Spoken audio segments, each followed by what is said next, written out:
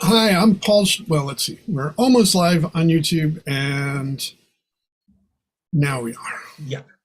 Hi, I'm Paul Sugarman, and this is the Instant Shakespeare Company, and we are presenting the Shaw Project, presenting a reading of Lady Eppings' Lawsuit by H.H. Davies. And David, over to you.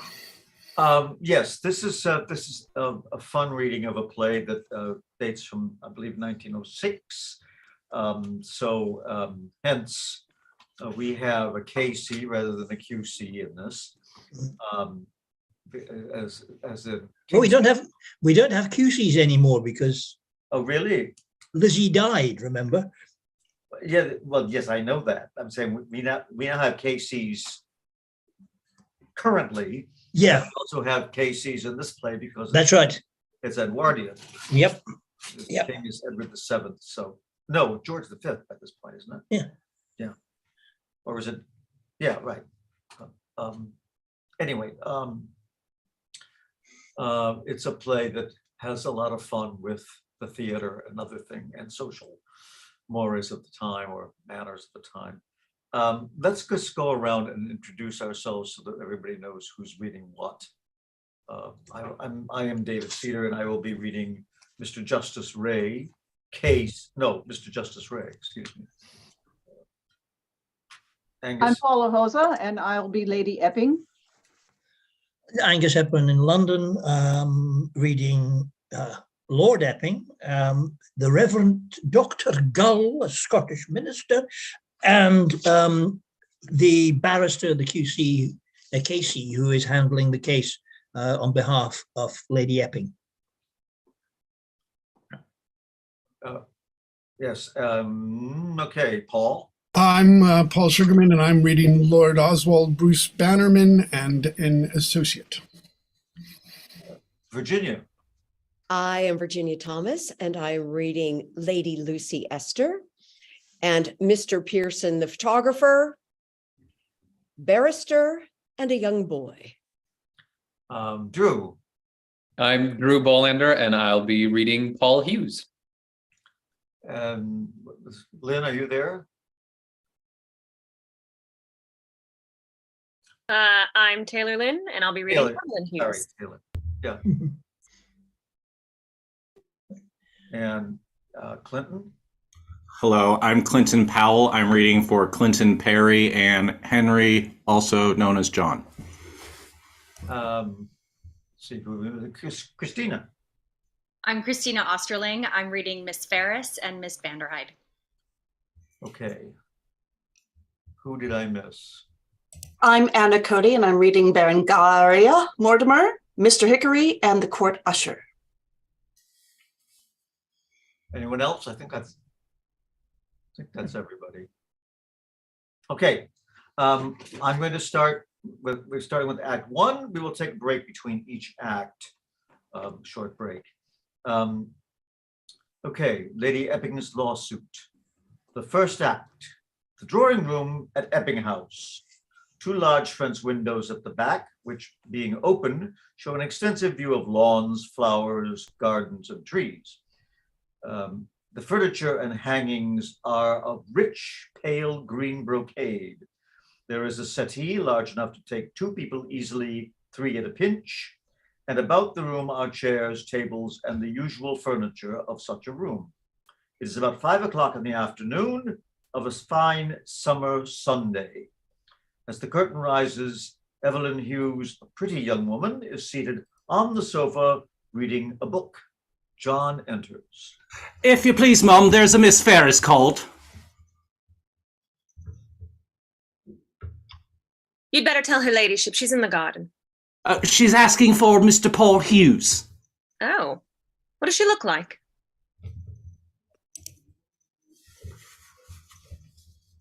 Are you Mrs. Hughes? Yes. His wife, of course.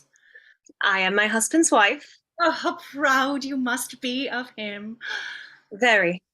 Oh, what a success it was. A veritable triumph. No more slump in the British drama now that your husband has come to the rescue. after such a play as Glass Houses, oh, his first play too, I feel sure that he will soar to the topmost pinnacle of fame. Oh, but I'd better introduce myself. Please. I am the gentleman's friend. I beg your pardon? A new paper of that nomenclature. Oh, yes, how kind of you to come and congratulate us. I am proud to have this opportunity of doing so as an Englishwoman, as one who was present on the first night of Glass Houses. I was so excited when the author was called that I am told I stood up and waved my mouchoir. I dare say you saw me. I was in the dress circle.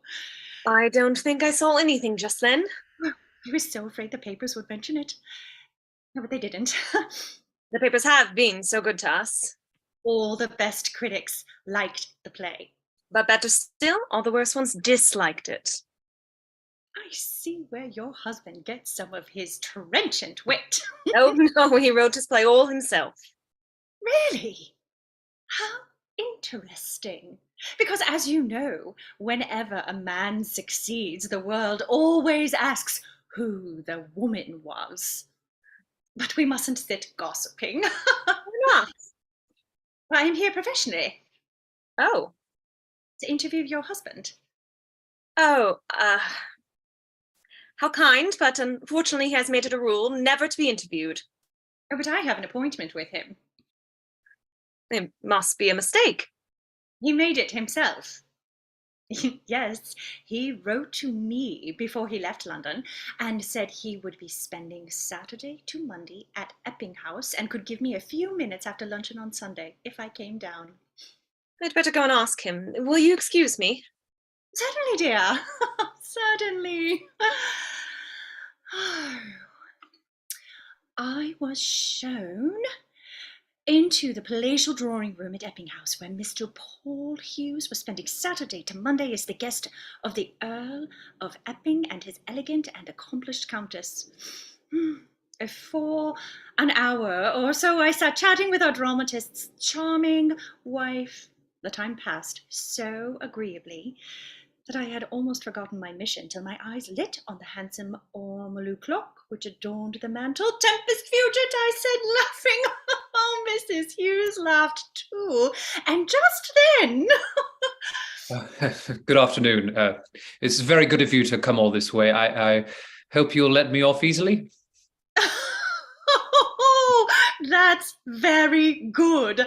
Let me off easily. I must jot that down. I suppose we begin. No one was more surprised than I that the public should see anything in my poor little play.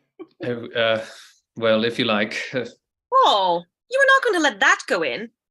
We always knew you'd have a great success. Yes, dear, but that wouldn't look well in the interview. Don't say I said that. Very well. What decided you to adopt the career of dramatist? Want of cash? Ambition. Oh, yes, ambition. The fierce, devouring flame of creation burning within me. You don't make it look as if I said that. It sounds silly. Make it look as if you said that. Wouldn't you like to write your own interview, Paul? No, take care, dear. All this is going into print. I want you to appear as the humble and adoring wife of a man of genius. Oh, it may truthfully be said, you awoke to find yourself famous. He knew it before he went to sleep. Now, something about early struggles. Well, I'm sorry to say I never starved in a garret. Oh, just as well. Garret is out of date. Of course, I worked very hard for 10 years or so. Did 10 years hard labor? No. Of course not. Well, that would make you appear too old. Can you recall any amusing incident among your early experiences? I remember one day when I went out fishing. Don't attempt it, dear. You are not good at stories. Of course, you are besieged by managers. Yes, you can put that in. Your favorite flower? The petunia. Oh, Sports and pastimes. I'm fond of riding. Darling, I think that sounds a little pretentious when you only had your first lesson last week. Darling, this is my interview. I'm rather keen on golf. A crack golfsman. Now we've heard about your recreations. Tell us something about your work. Do you write all night, for instance, wearing a red towel round your head? Of course not. Though we are all so in love with your comedy, Mr. Hughes, we hope you're going to give us give us a serious play. No one seems to think a play is serious unless it is about unpleasant people. However, if you'll give me time, I'll show you some of the most objectionable specimens of both sexes and prove that all our English principles are wrong. I don't want people to think I don't have ideas. Are you going to write a classic? Well, you can't write a classic till you're dead. What are your views on the future of British drama? The British drama is passing through a most critical stage. The flippancy of the age and the lateness of the dinner are dealing death blows at serious, thoughtful work. But already we behold abundant signs of a brighter epoch. The brighter epoch is at hand. Okay, thank you. Now snapshots, Mr. Pearson. Snapshots? You are not going to be snapped. It's no use half doing it. Oh. This is our Mr. Pearson. Well, how do you do? Now, standing up in a natural attitude first. This is, good morning, glad to see you. Look pleasant, please. Thank you. Fling yourself down in a posture of despair for, oh dear, I can't work today somehow. Will this do? Don't laugh. I'm trying to look like a great thinker. A little more so, yes, thank you. No, let me see. So, yes, thank you. Ready?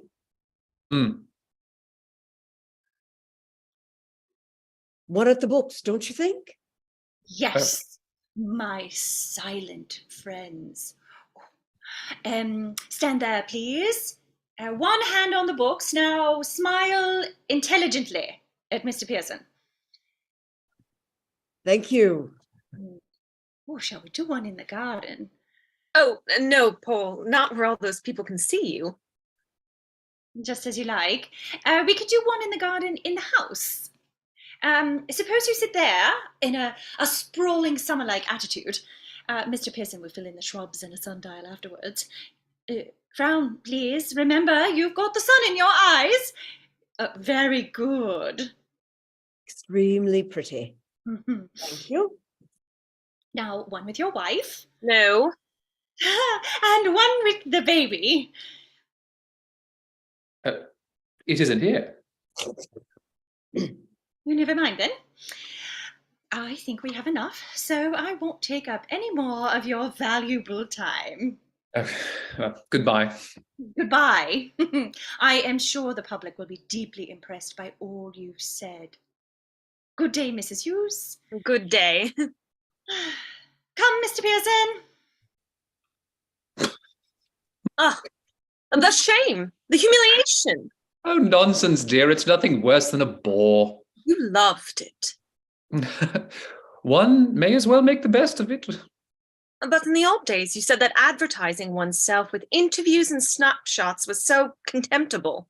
No one wanted to interview me or snap me then. Don't change, Paul. Of course not, dear. But it's not my fault if the press want to make an idol of me. An idol? You mean an Aunt Sally? Oh, really, Evelyn, I don't think you should speak so to a public man. With my new dignities come new duties. They have a right to know exactly what I'm like. Who? The people. Oh, Paul. How can you talk like that? The other day a monkey was interviewed. Think of it. A monkey. They say it has genius. Oh, don't laugh at me, darling. I'm so anxious you should avoid making a fool of yourself. I know it's very hard. No, dear, it isn't. I mean, for anyone who, like you, has been no one from nowhere all his life and is suddenly someone everywhere. I'd rather pig along as we used to than anyone should say you have a swollen head. Nonsense, dear. I'm not the least bit of a snob. Then what are you doing here? If Lady Epping was kind enough to ask us, why After not? meeting us once at a dinner party. It's such nonsense for you and me to be staying in a house like this. And if you knew how the footmen terrify me. I feel it just as keenly as you do, but we must get used to it. It'll be the ruin of you if you do. You'll forget the humble human people. You'll go filling your plays full of dukes and duchesses, and you'll get so mixed up, you won't know how to make them talk to the servants. I'm observing all that now. I shall be servant perfect by tomorrow. If I thought you'd be content with this one visit, but I see so well what's going to happen. You won't be satisfied with the Countess. You want to stay with the Duchess next. Then you won't rest till you know royalty, and by you'll begin to believe you are one of them.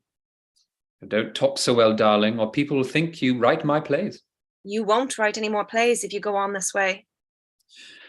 A dramatist ought to know what all kinds of people, and it's very a dramatist ought to know all kinds of people, and it's a very good thing for a young author to have a rich, influential woman like Lady Epping interested in him. Paul! There's nothing in that. You wouldn't like it if I got a rich, influential man interested in me. Well, that's different. Ah, there you are. I've been playing consequences with the judge and Lady Beecroft and my little girls, and it turned out that I and your husband eloped, which set me wondering what had become of you. What are you doing in the house, you lovebirds? I've had a wretched woman from a paper to interview me. Ugh, we dramatists have to put up with so much of that. I write plays. Oh, do you? How very interesting. I'm told I possess the dramatic instinct to a remarkable extent. Yes, I'm sure of it. I'm sure too, if you say so. Have you produced many plays, Lady Epping? Well, not many, but I nearly had one accepted once. Have you written many? 15. Oh, perhaps they are over the heads of people. Oh, no, they're not. I've written all kinds, tragedies, comedies, great productions, cheap productions, plays that give all the actors a chance and plays that give none of them a chance, except the star, strong plays and sweet, pretty little plays like your glass houses. Lady Epping, Glass Houses is a masterpiece. Evelyn, dear. Oh, I don't know what the public want. I don't think they know themselves. And as for the managers, well, we all know they know nothing about it. The number of times I've had my plays returned. Paul got a manager for Glass Houses. Oh, it's so easy for him. He just gets some actress to take a fancy to him, and there you are. I never met my leading lady until the rehearsals. Oh, but you can go behind the scenes and get to know these people. Now, I can't go hanging about in bars. We don't hang about bars. It's so difficult for a woman. They're all against us. I never have any luck. That play that was nearly accepted, perhaps you will do something with that. Oh, I was abominably treated. After keeping it 2 weeks, they sent it back. What do you think the objection was? They said I couldn't have 3 outdoor scenes in one act. Well, why not? Convention, I suppose. Just one of those silly conventions that keep our stage so far behind the French. Of course, I wasn't going to alter my play just to suit an actor. But in the end, I did. We got as far as talking terms. But their ideas... I suppose they thought that as I don't need the money, they could get my play for nothing. But I held out for what I thought was just. I don't think I've any right to go and spoil the market. Can't you do something else with your play? I had 5 copies made and sent them to 5 different actresses. They're all reading it now, so they say. I couldn't wait for them to read it one after another. They take so long making up their minds. But suppose they all 5 accept it together. Oh, they won't. I hope it doesn't bore you to hear your husband and me comparing notes. Not at all. Would you like me to tell you the plot of my last play? Please do. Well, it's a husband and wife, and he neglects her for his business, so she flirts with another man. That's the first 2 acts. The third is the great act. She comes to his rooms late at night, and then her husband comes. So she goes behind a curtain. Don't you think that's a good plot for a play? Excellent. Most original. How do you end it? Well, she gets tired of the hollow insincerity of the world and goes to the hilltops to contemplate eternity. That's a very beautiful scene. I wonder if it's too much like Ibsen to suit the British public. Perhaps she'd better go to the colonies. I understand the colonies are more virtuous than we are. Oh, why don't you and I collaborate on a play? Oh, no. Oh, I'm sure you'd regret it, Lady Epping. My husband has such a temper. Well, of course we should quarrel and fight. Collaborators always do. But what does that matter if we get our play on in the end? So, I'm sure I couldn't work with anyone. Yes, you could. Indeed, no. We'll try it anyway. Oh, but... We'll begin after tea. Darlings, tea! Now see what you've let yourself in for. Not before the servants, dear. Ah, here is Miss Berengaria Mortimer. I've been resting under the trees ever since luncheon. Tired after your 2 performances yesterday? Oh, so tired. Let me go on telling you of my pet scheme. I want to have a little national theatre of my own where I shall produce all the latest French and Sicilian horrors to elevate the English stage. I knew the judge would hurry in at the sound of tea, with that little barrister yapping at his heels. Who? Mr. Clinton Perry.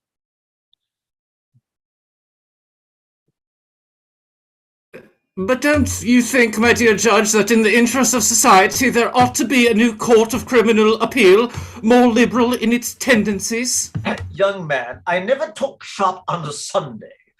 Miss Mortimer, what a sad pity you couldn't come down till this morning.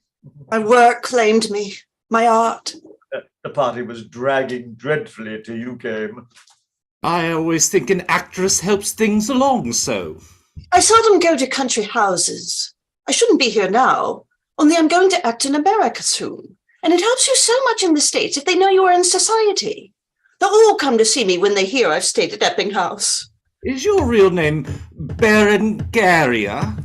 Young man, Miss Mortimer is not one of your witnesses. What a sweet name, Berengaria. I don't care so much about the Baron, but I love the Garia. Sounds so remote, like sighing winds. Ah! Garia. Shall we go there by the window? I should love it. Ah, Garia. Did I tell you my story about the magistrate and the washerwoman? Young man, I'm about to relate an anecdote myself. Gay old bird. Well, girls? Don't call us girls. You don't know us nearly well enough. I've been talking to the actress. A woman talking to Lord Oswald is something of that sort, isn't she? No, that's Mrs. Hughes, the new dramatist's wife. How odd your English society is. One never knows whom one will meet next. We're much more exclusive in New York. Our old families won't mix at all with the nouveau riche. I think it's rather a scandal the way Lord Oswald runs after Mrs. Hughes. Does he? I hadn't noticed. I say, Lady Lucy, you have put your foot in it. Why? What have I said? Lord Oswald is supposed to be after her.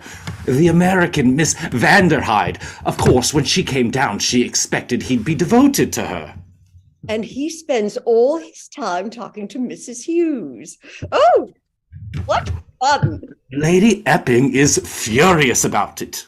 Why? Oswald Bruce Bannerman is her brother, you know. Oh, of course I know. Well, I suppose she wants to have the Vanderhyde millions in the family.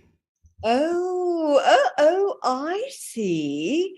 Then Lady Epping and Miss Vanderhyde are both in a rage. Oh, how amusing. I shall watch it all going on. I'm so glad I came. Oswald? What is it? Oswald, darling. Oh, what is it? I want a word with you. You are jeopardizing your whole future by flirting with Mrs. Hughes after I've spent my valuable time and thought trying to throw you and Ollie Vanderhyde together. Go and talk to Ollie, and don't leave her till we've done tea. You know, Flora, you do bully me. Yeah. The Sabbath is the Sabbath, my lord, whether ye be in Scotland or whether ye be in England. The Sabbath is the Sabbath. Oh, look at my poor husband talking to that dreadful Dr. Gull. I thought I was so fortunate to secure the Caledonian missionary for one of my parties, but he's such an awful bore. Oh, but he's so funny when he eats fish. Lucy, dear, I don't think you should speak like that of one of my guests. It's so like you, Flora, to ask a missionary to meet us. He wouldn't be received in New York. Don't say that, Ollie. It sounds silly. You have very good hotels in New York, and you have your tall skyscraper buildings, and your telephones are much better than ours. But that's all. You have nothing else. Dr. Gull, Barry. Darling one! I want to introduce Dr. Gull, the famous Caledonian missionary, Miss Berengaria Mortimer, the celebrated actress. Church and stage. How sweet. Now take him over there, Barry, and give him a scone. Come here, Mr. Perry. I want you to pass cups. You too, Mr. Hughes. All the young men. Of course. Don't you think there was a serious miscarriage of justice in the Pimlico murder trial? Young man, I'm about to have my tea. A rose between two thorns. How happy could I be with either, but t'other dear charmer away. Three's company, four's none. I hope he won't come and sit on the sofa with us. Come here, Mr. Hughes. The two dramatists must sit together. Mr. Hughes and I are going to collaborate on a play. Oh, will there be a part for me? Oh, yes, we must give Barry a part. A pathetic little servant maid with smuts on her face. That's the kind of part I've always longed to play, but they will make me be queens. What's the play going to be about, Lady Epping? We are going to scourge society. Oh, how amusing. I shall love that. You won't find it at all amusing, Lucy. It's to be a serious attack on the smart set. Which vice are you going for? Same old thing, bridge? No, that's not been decided. It's easy enough to get a vice. I think there are several things about us which might be improved. Amen. Oh, did you hear Dr. Gull say amen? How sweet. Shall we three go and play the pianola? No, you can't have the music room. Dr. Gull is going to sing hymns there with the servants after tea. Oh, how darling. Hymns on a Sunday afternoon. So original.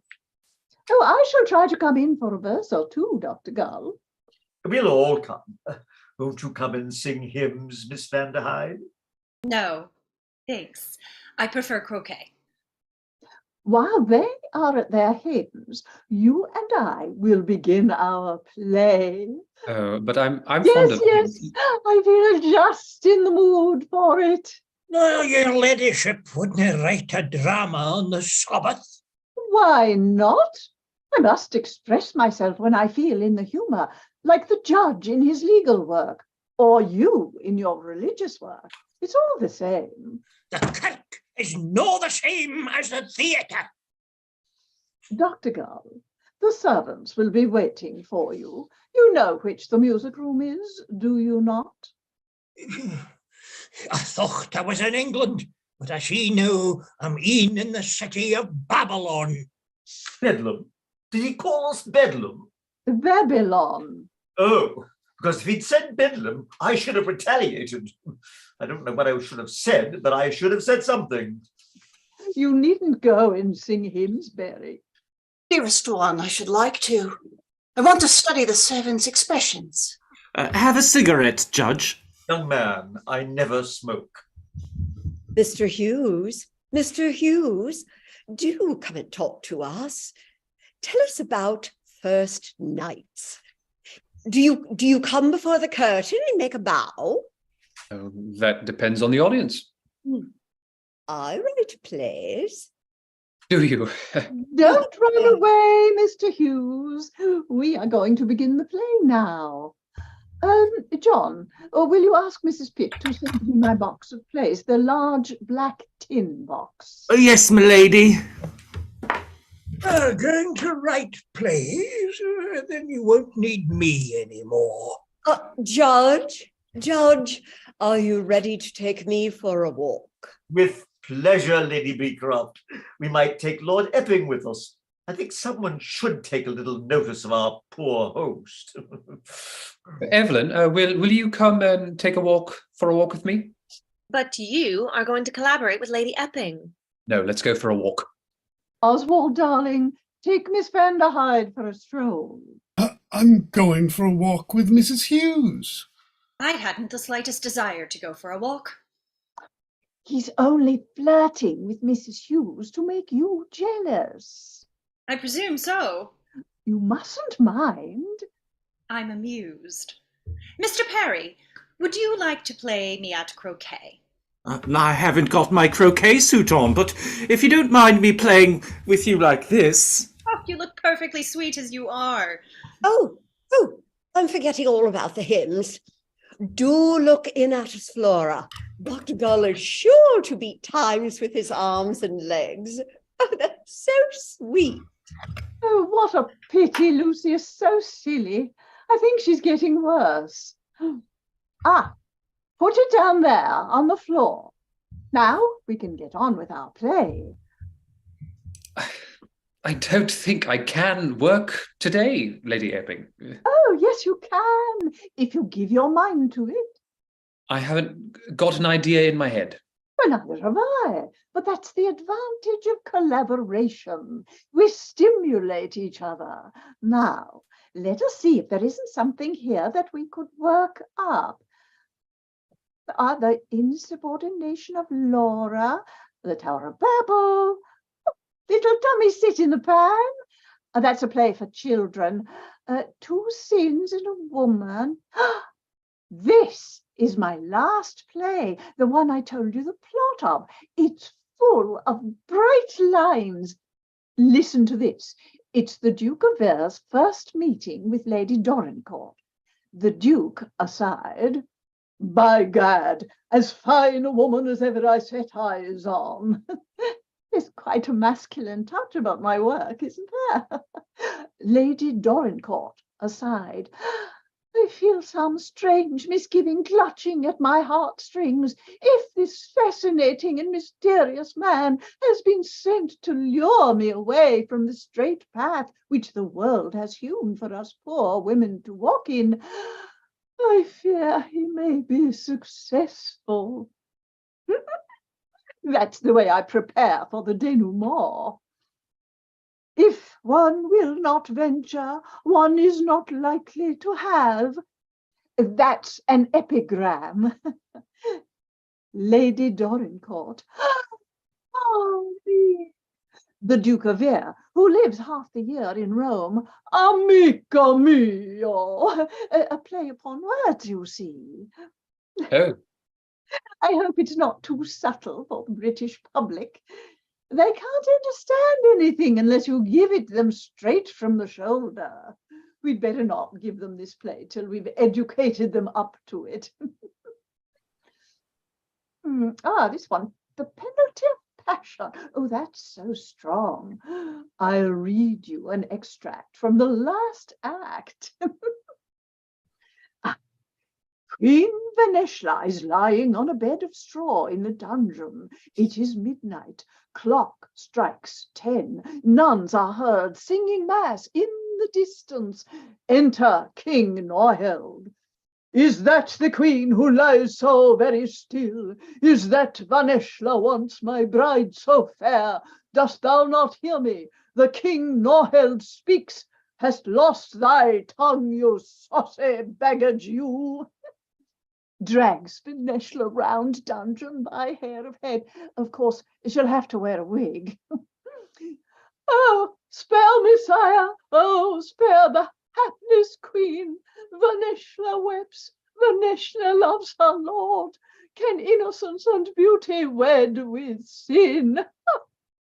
Oh, it's so touching, isn't it?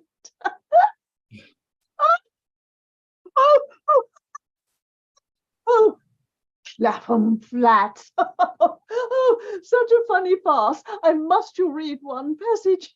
They push the cook into the boiler and the cook says, oh,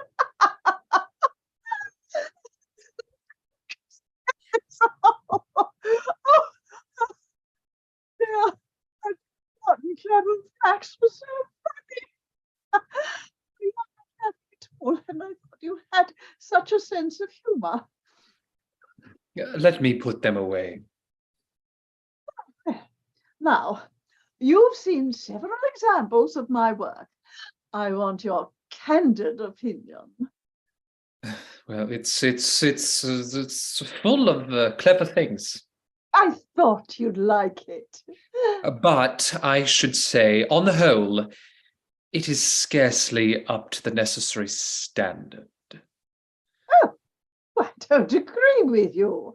Look at the stuff they put on the stage. You see, this play is too short. Well, that's an advantage. Everyone will come in time if we begin late enough. And then again, I'm sorry you don't like my work. I did think you'd be able to see something in it, but you do nothing but pick it to pieces. It seems to me that you are wasting yourself on literature. You have so many brilliant gifts. Oh, tell me what you think my best points are. I hardly like to. Oh, why? Friends should always be candid. Friends? You mustn't get silly about me. Now, what shall our play be about? I can't think of work when I'm near you. I'm sorry. I hoped we should be able to work sensibly together. I can't work sensibly with you. Mr. Hughes, you forget where you are. Paul! Oh, lost, a lost woman forevermore. We are rehearsing our play. Show me the manuscript. Show me the place where it says, lost, lost, a lost woman forevermore. There isn't such a line, is there?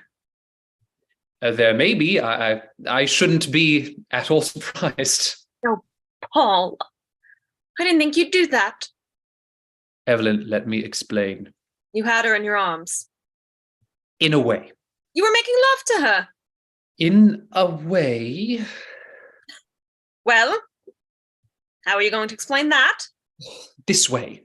She would try to collaborate with me, and so To keep her mind off it, I began to make love to her.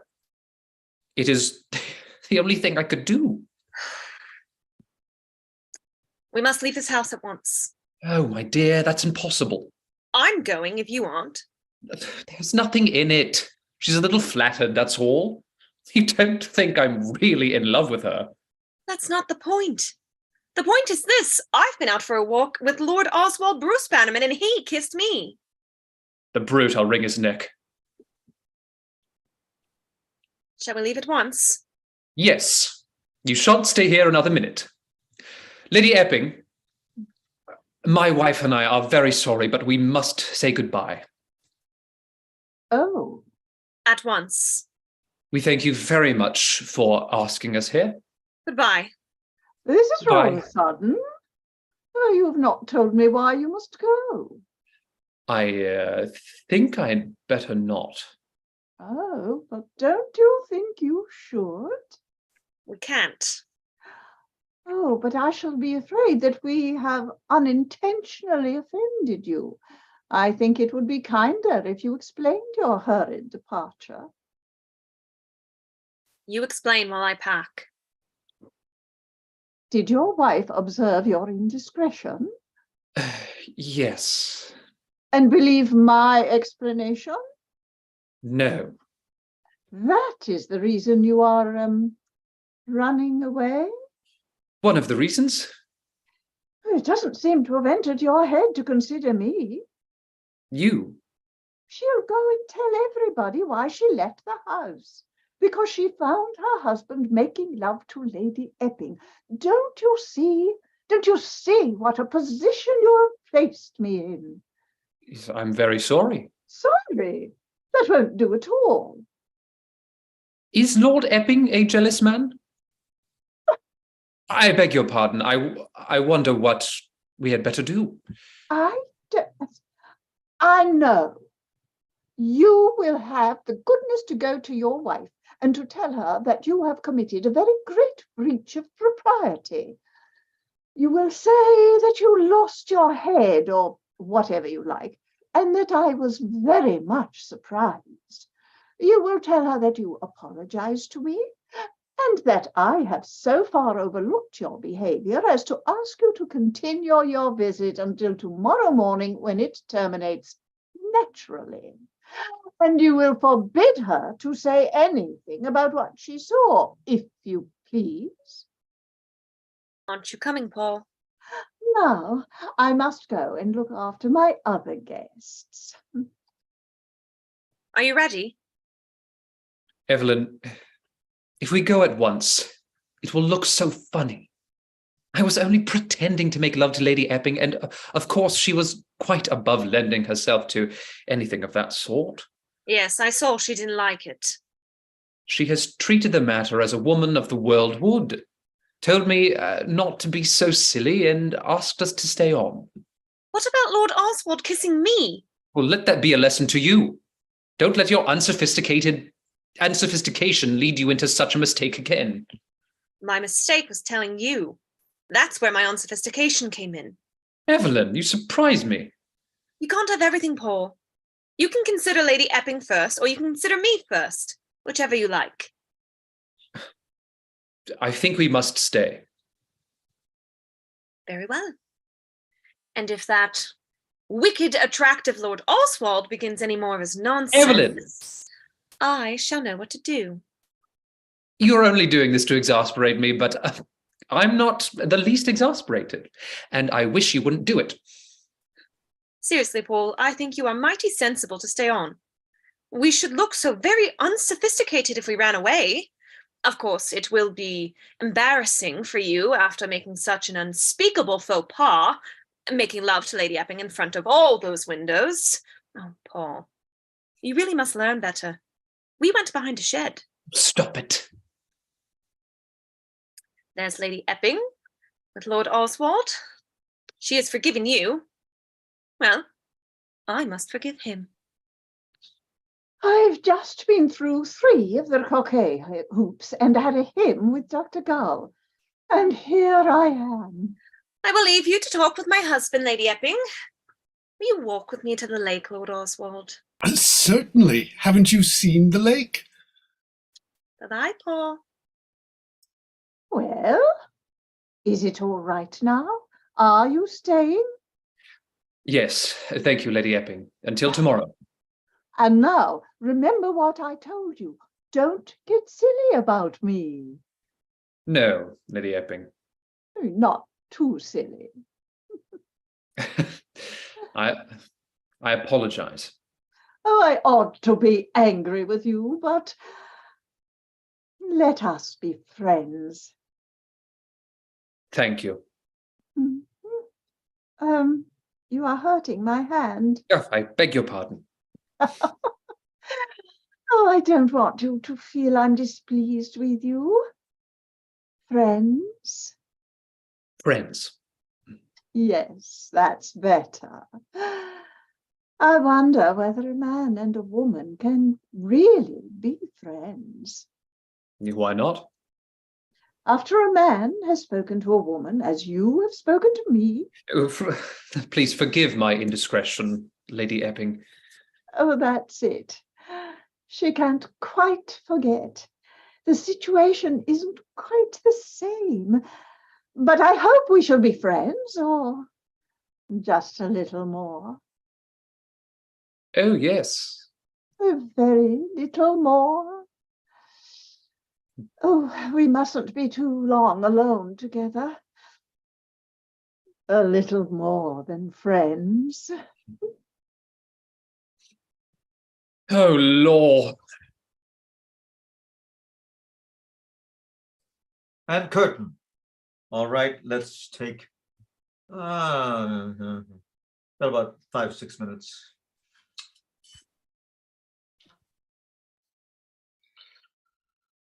All righty, so we'll be back in about 5 minutes for the next act, about 1:55. So yeah, this is a lot of fun. Thank you, David, for finding this for us. I've never heard of this play before, but plays about playwrights and the aristocracy wanting to write plays, since that's well, it's like, I mean, now, I mean, that I guess it was sort of like before, everybody, in the modern day, it's like everybody's like, oh, they could write a screenplay that could become a big hit and make $1 million and win an Academy Award. But for them, it's like the idea is like, oh, the stage has that appeal in the pre-cinema era. It's just amazing to me. I mean, just in my own lifetime, just sort of realizing how different the experience of life is for growing up at the time I did before all of this technology as to what it is for kids, and I And feel how dreadful. that technology has changed the way things work. It used to be the big stars became stars on Broadway, and then they went to film. Now they become big stars in film, and then they come to Broadway. Yeah. And fall flat on their faces. Very often. Yeah. Well, you have to remember that between 1900 and about 1915, there were something like 400 women playwrights in England churning out stuff, most of it through the Actresses Franchise League and the Writers Guild, most of it suffragette. A percentage of them were looking at claiming votes for women, but there was also a great chunk of them who were really very advanced and were looking at the state of women in society, and they were objecting to the domestic slavery that women were subjected to, and even to sexual harassment in the workplace. And it took 100 years, 110 years before women essentially got the courage to stand up and say, enough is enough. But they were churning them out. There's only a limited number in they're actually, you can buy books off them. But thank God, the upside of having censorship in Britain meant that any play that was put together had to go to the Lord Chancellor for censorship. And those plays were all retained, and they are now currently in the catalogue of the Lord Chancellor's files with the National Lending Library. So if you really want to go back and look, some of them are good, some of them are not so good, but they're all there. And every so often, like Susan Crofts and the pro-suffragette writers will go and dig through the Lord Chancellor's files and come up with another few plays that were addressing the coverture laws, which insisted they were repealed in about 1917, but husband and wife were considered in law as one person, and that one person was the husband. The woman had absolutely no rights.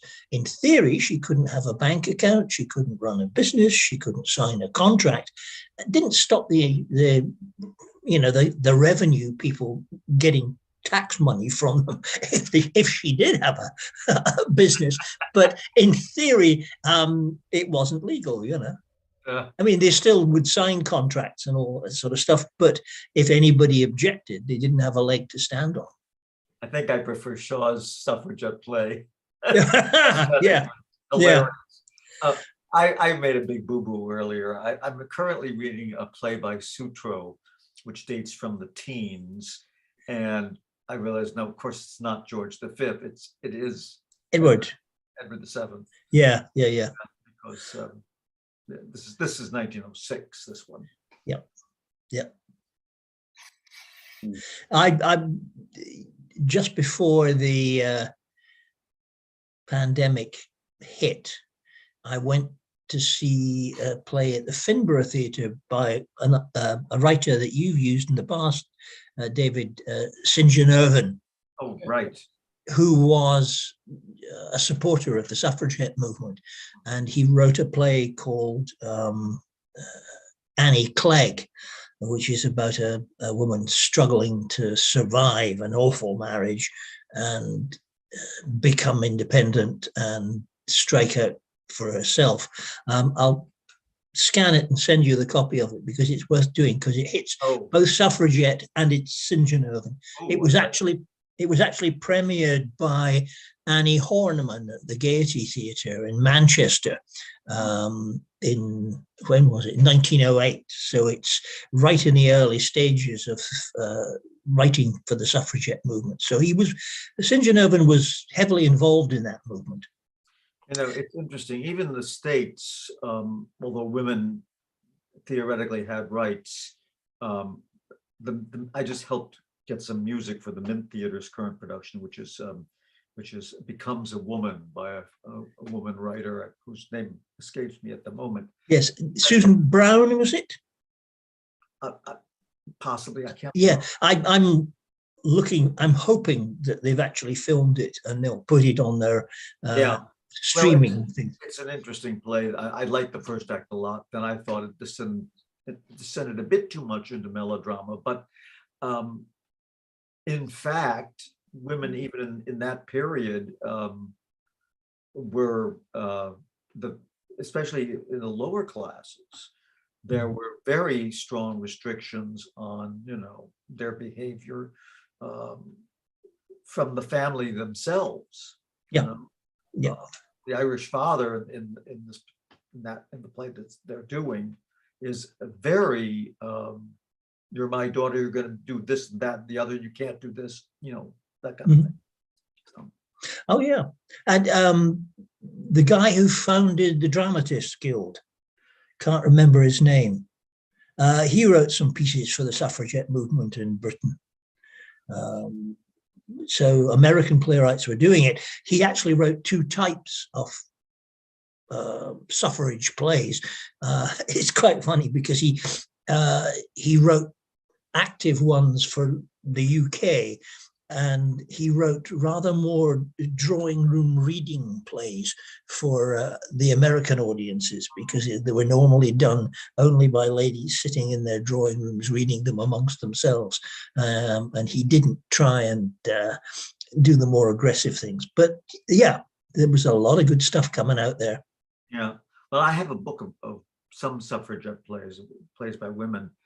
I find them rather heavy going, at least the ones that are in that collection. Okay, well, I think it's been a little more than 5 minutes, so we Okay. should. Better get going. Okay. Everybody back? Ready for act 2? The scene is the library of Epping House in Berkeley Square. The furniture and hangings are handsome and somber. It's the middle of the afternoon of a day at the end of September, a few weeks later than the first act. Lady Epping is lying on the sofa, fast asleep. Epping! I do believe you're fast asleep.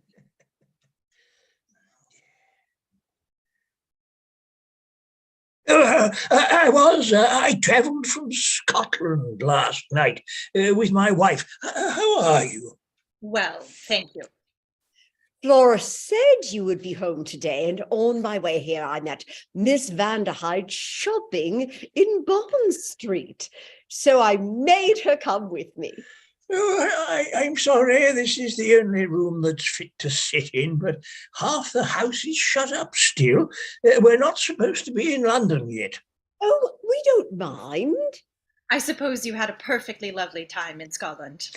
It was all right. We've been staying at Cookie Castle with the Duke, my wife's father. My wife got up some theatricals. She had that man, what's his name? The one who wrote Glass Houses is to help her. Mr. Hughes. Oh, yes, nice fellow. Did you know him? Oh, of course. I met him at Epping House just before we all left for London. Oh, did you? Can't remember half the people we have there. Such conglomerations as Flora gathers about her every Saturday to Monday. Was Mrs. Hughes in Scotland too? Oh, no, he came without her. What did I tell you? It's a scandal. I beg your pardon. I didn't have a wink of sleep all night. You look exhausted. Oh, simply dead beat. I can sleep beautifully on the train. So can I. But about midnight, Flora thought of a plot for a play.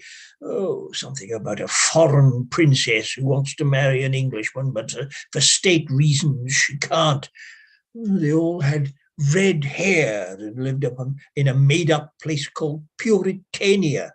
Oh, so tiresome when you want to get to sleep. Oh, poor Epping. And poor Flora. She must be more exhausted still.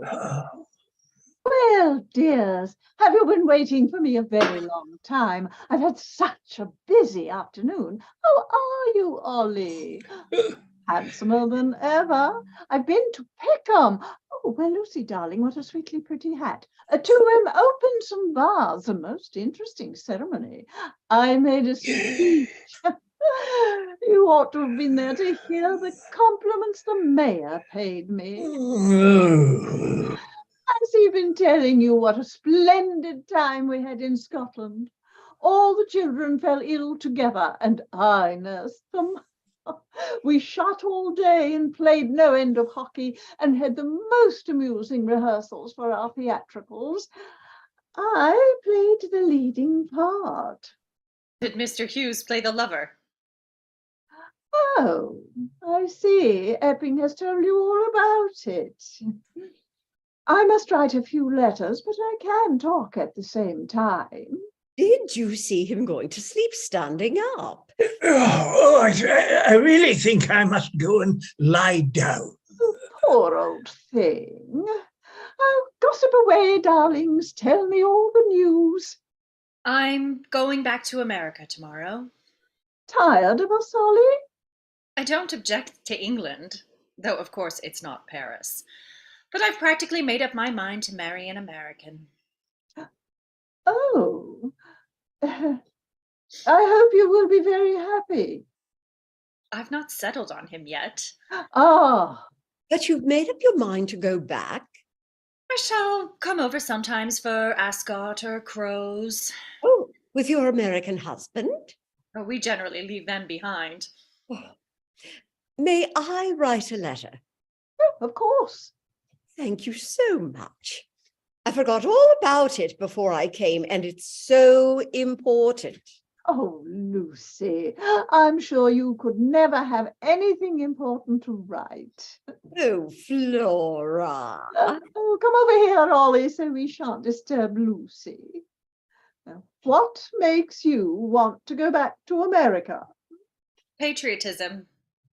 How can you feel patriotic about a great big country like that? Who's the man? What man? Oh, dear. I once had an idea you cared for my brother. Lord Oswald. He's devoted to you. His may be the English way of showing it. Certainly isn't the American. It's bad enough to have your husband flirting with a married woman or your fiancée, but to have a man going on like that before he's even engaged to you? English girls put up with anything, but we don't. I admit Oswald did wrong to flirt with Mrs. Hughes, but forgive his past. It's his present I'm so mad about. Oh, the present soon becomes the past. If you know a man's past, you can bet on his future. His future takes a turn on his wedding day. Oswald would make a splendid husband. He has neither brain nor will, and he can be so attentive to a woman. You saw that. I've taken my passage now, and if I'm to sail tomorrow, I must hurry back to superintend my packing. See Oswald when he calls. I've no expectation of such a call. He shall call at 6 o'clock. Au revoir. Au revoir. 6 o'clock. I shan't be there at 6. Make it 6:15. We mustn't let her go back to America. She's far too rich, far too nice. Oswald. Oh, hello, Flora. I didn't know you were in the house. Oh, how are you, Lucy? I've been looking for Epping. He's resting after his journey, poor old thing. Stay and talk to me. All right. Now, Lucy, darling, I mustn't keep you any longer. I know you have no end of things to do. Very well, I'll go, but do tell me how it turns out. I heard all you said to Miss Vanderhyde. I must take my rest while I'm talking to you. Ollie Vanderhyde is at Claridge's, and she's going back to America tomorrow, unless you stop her. Then I suppose she'll go. Don't let her. You'll never get another chance like Ollie, beautiful and rich and ready to put up with you. Did you say Claridge's? I think you might possibly catch her there about 6:15. All right. But mind, Oswald, if you do become engaged to Ollie Vanderhyde, no more flirting with Mrs. Hughes. Oh, we're not flirting now. We're good friends. I'm sorry for the little woman. Sorry for her. Why? You know why. Don't be impertinent. Look here, Flora. I may as well tell you. People are beginning to gossip about you and... you know. I don't know who you mean, but surely a woman in my position may take an interest in a rising offer without... It's chiefly because you had him to stay when you went home. That's one of a large party. Without his wife. Oh, what a very middle-class objection. Well, I've warned you, and I advise you not to have him here too much. It is most unlikely that he will come here at all. Is your ladyship at home to Mr. Paul Hughes? Yes. I can't help it, Flora. It's so funny. I'm off to Claridge's. I hope you'll enjoy yourself. I got your note asking me to come. Shh. Henry, if anyone calls, I am not at home. Thank you, my lady. Don't forget, No, my lady. he's new. Oh, how glum you look. No wonder. Just because he hasn't seen me for 2 whole days? Hardly that. Partly. Mostly. But I don't know what to do about it. Oh, what's the matter? Everything, Lady Epping. I told you might call me Flora when we are by ourselves. Flora, I'm an ape. You funny boy. You must put that in one of your plays. Yes. Oh, I am an ape. And it's not funny. Not for me. Ever since I came back from Scotland, my wife won't speak to me. Oh. Now I am not going to have a scandal. Yes. She's taken all of my photographs out of their frames and got one of your brother perched on her desk where I used to be. It's disgraceful the way those two are carrying on. They've been to Earl's Court together. Didn't you explain to your wife that you simply came to Scotland to assist me with my theatricals? I thought I was a guest. Of course you were. Don't be so silly. But she ought to understand that with 2 dramatists, it's different. We've got an excuse. Look here, Flora, about your play. Don't raise your voice. I hear that people are talking about us. Then we must see less of each other. Or be more careful. There's bound to be talk if we keep on. Nothing to what there will be if we suddenly leave off. I am going to be one of 2 things. I'll either be a good husband. I don't think it's very good taste of you to say that to me. I'll either be a good husband or else I'll be a gay Lothario. A danger, a menace to your domestic happiness. I must see Lord Epping livid with jealousy and the Duke running down from Cookie Castle to implore you to give me up. As I pass up Piccadilly, I must see the men about town nudging each other at club windows, as much to say, oh, that's him. That's the young devil Lady Epping is breaking her heart about. I'll have that, or I'll have a well-ordered home. It's for you to choose, and I'm going to be something definite. If we could let ourselves go. But it wouldn't be right. Honeygarth? Oh, there, you see? You don't want to kiss me. You want me to want to kiss you. And you not let me. I've had enough of this one-sided game, so there's nothing else for it but for me to go home and to be a good husband. Oh, no, not that. I mean, don't go away in anger. Flora, I'm convinced that you don't care a rap about me. Any fool would do as well to dance attendance. Oh, cruel, cruel. Perhaps I am too well regulated, but then I'm such a busy woman. I haven't time to go searching my heart all day. It takes a thoroughly idle woman to be sentimental, but oh,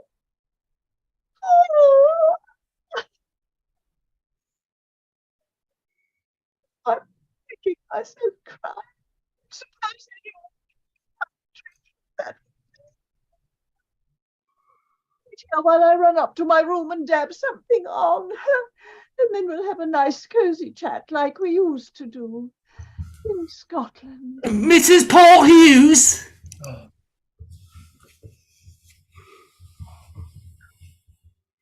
How do you do, Paul? Evelyn, have you come to call on Lady Epping? Yes, and you? Yes. After staying there, you know, I thought I'd better call. Yes. What an ideal September day it is. Is it? Yes. It's beginning to rain. I'll have a look. I should leave the furniture as it is if you want to look as if nothing had happened. We never sat in those chairs. Of course not. There's a sofa. I think you forget what Lady Epping's position is. I don't know what it is, but I suppose it was on the sofa. Evelyn, what have you come here for? To see Lady Epping. To have it out with her? Have what out, Paul? I don't know. There's a gleam in your eye that I don't like. I hope you're going to be polite to Lady Epping. So that was my intention, till I found you here. Now, I don't know that I can answer for myself. You're not going to fight about me. Well, that depends on Lady Epping. But think what a ridiculous figure I should cut standing here between you. Then you'd better go. I shan't budge. Are you there? Yes, I'm here. Ah, how kind of you to come and see me the first day I am in London. Do sit down. You take a great interest in my husband, don't you, Lady Epping? I think his work is charming. Before Paul became famous and had his head turned, we were like two sweethearts. Indeed. Don't you think it's a great shame for a married woman to come between two sweethearts? Yes, I do. I have wished to speak to you on this matter for some time, but I felt delicate about it.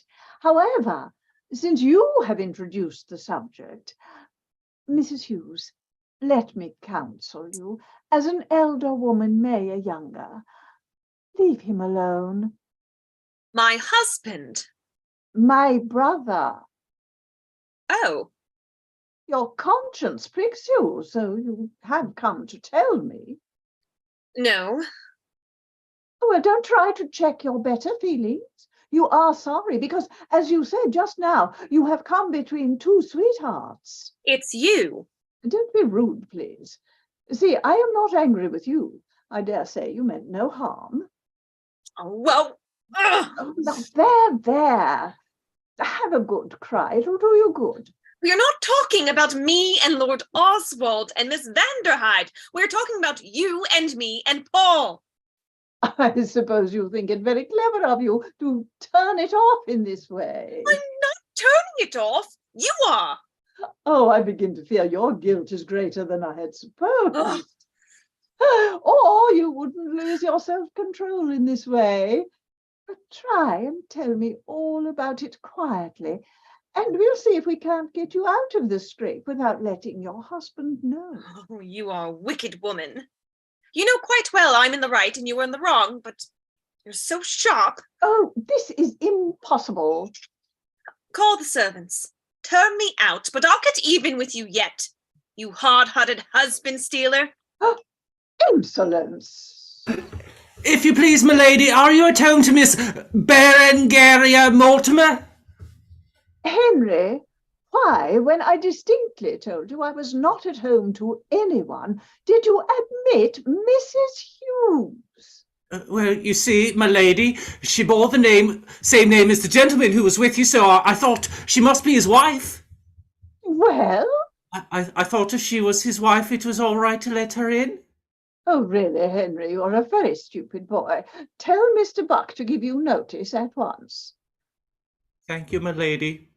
Betty! I heard of your return, so I rushed in to tell you the news. Yes, dear, but I want your advice first. You are an actress. You ought to know all about the emotions. I live on emotion. But suppose a married woman had had a flirtation with a young married man. Oh. It's for a play. Oh, can you get that past the censor? It was only a flirtation. After a time, he left her, vowing never to return. Very sensible of him.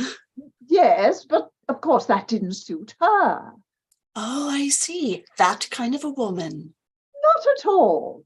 But naturally, she's not going to let him throw her over. She's going to throw him over. Naturally. So she has to see him once more. How is she to get him to come? I should throw myself at his feet and crave a tryst. I want sense, not sentiment. Would she make an appeal? Say, send him a letter that was a little stronger than usual? Should think she would. Would that bring him? I should think it would. That's what I should think. Will you excuse me if I write a note? I want to scribble a line to my sister. Certainly, darling one. My dear boy, I'm sorry I was cold. Unkind this afternoon. Come in soon and be forgiven. This evening I am going to the play with my husband, but at 10:15, I will have a severe headache and leave the theatre alone. Call at 10 and let us make it up. Yours, F.E. Okay. Paul Hughes, Esquire. What is the play? Oh, only a situation I'm working out to please myself. I don't think it will ever be published, at least I hope not. Take this letter. Yes, my ladies, is there any answer? Well, you can wait and see if there's an answer. Thank you, my lady. Now, tell me your news. I begin rehearsals of my new play tomorrow. Oh, really? Who's it by? Paul Hughes.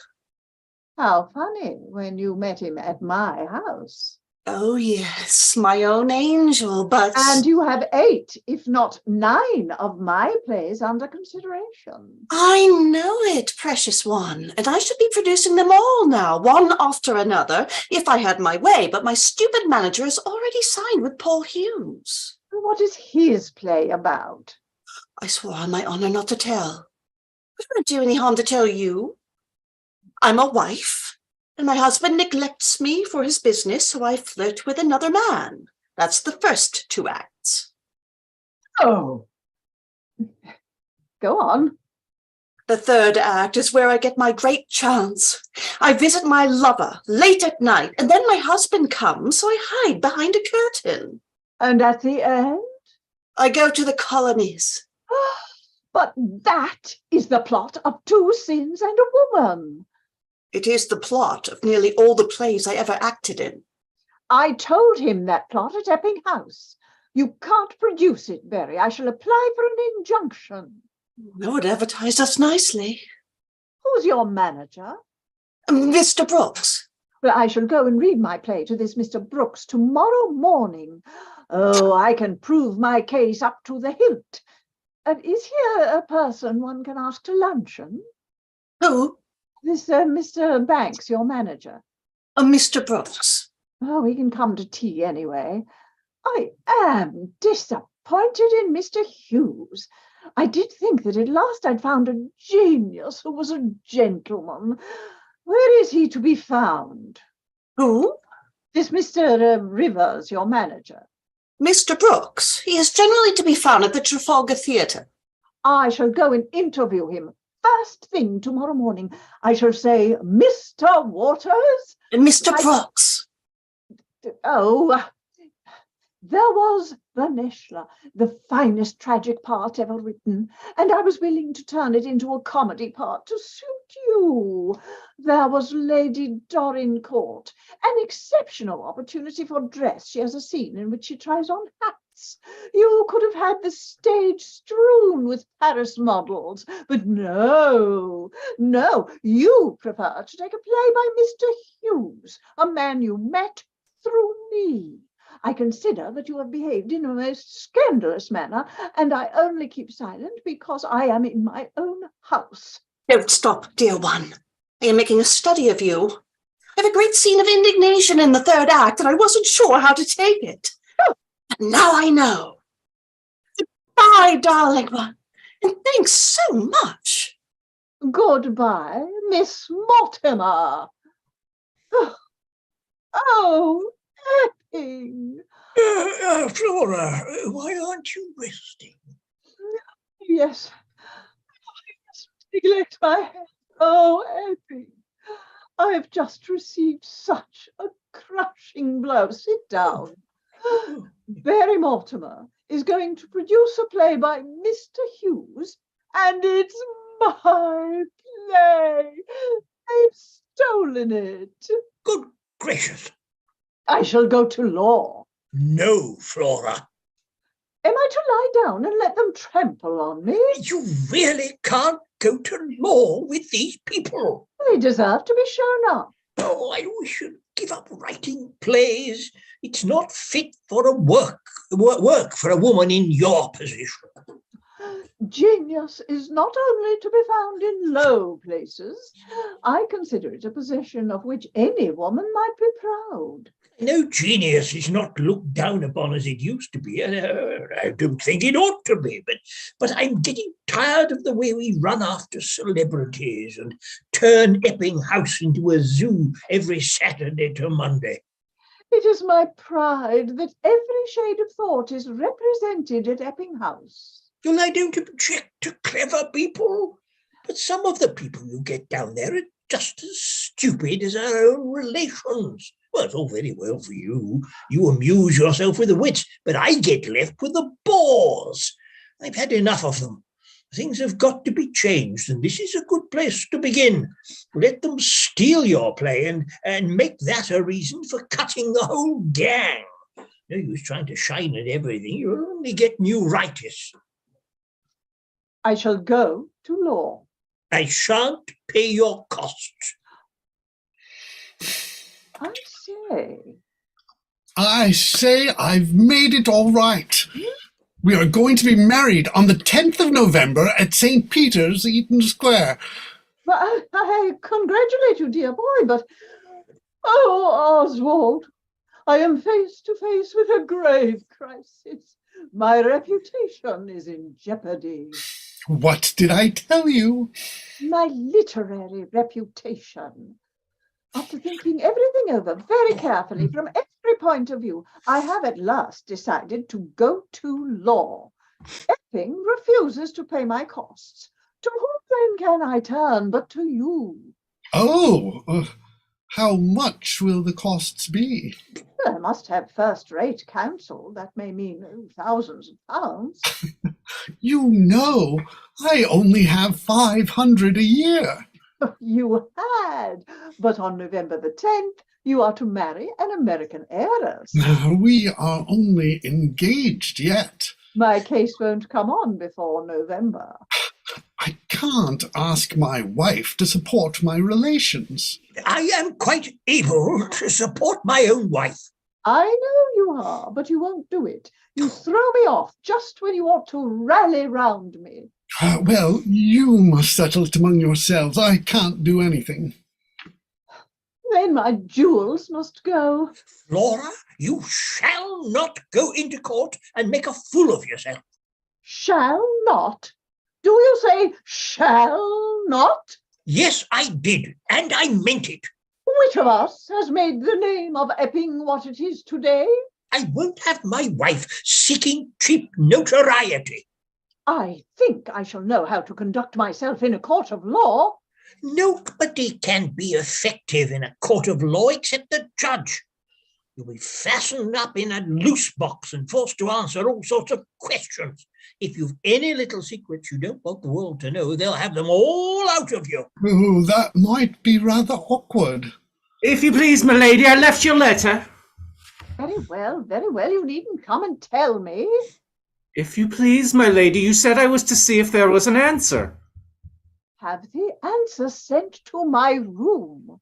There isn't one, my lady. Mr. Hughes was out. Oh. Mrs. Hughes opened the letter. Mrs. Hughes? She said there wasn't any answer. Yet. That sounds ominous, I say, Flora. You can't go to law with him now. Now? What do you mean she can't go to law with him now? Nothing.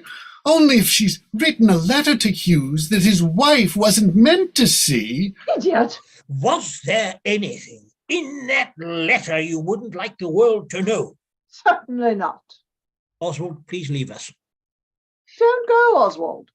We've nothing to say to each other you can't hear. I suppose you'll be telling me next that my letter to Mr. Hughes will be read out in court. As if it wouldn't matter if it were a casual note asking him to luncheon. However, as you're both so determined, I will do as you wish. I won't go to law. See, you daren't go to law. Oh, don't be absurd. You're hiding something from me. Nothing of the sort. Will you swear it? Swear? If I'm to be sworn and cross-examined, I may as well go into court at once. I must now, if it's only to vindicate my character. Oswald, ring up my solicitor. No, Flora, I won't. Well, don't then. I'll do it myself. I'm going to law. It's Lady Epping. What number? Oh, Holborn in 1, 2, 3, 3, 1, 2, 3. Oh. And curtain.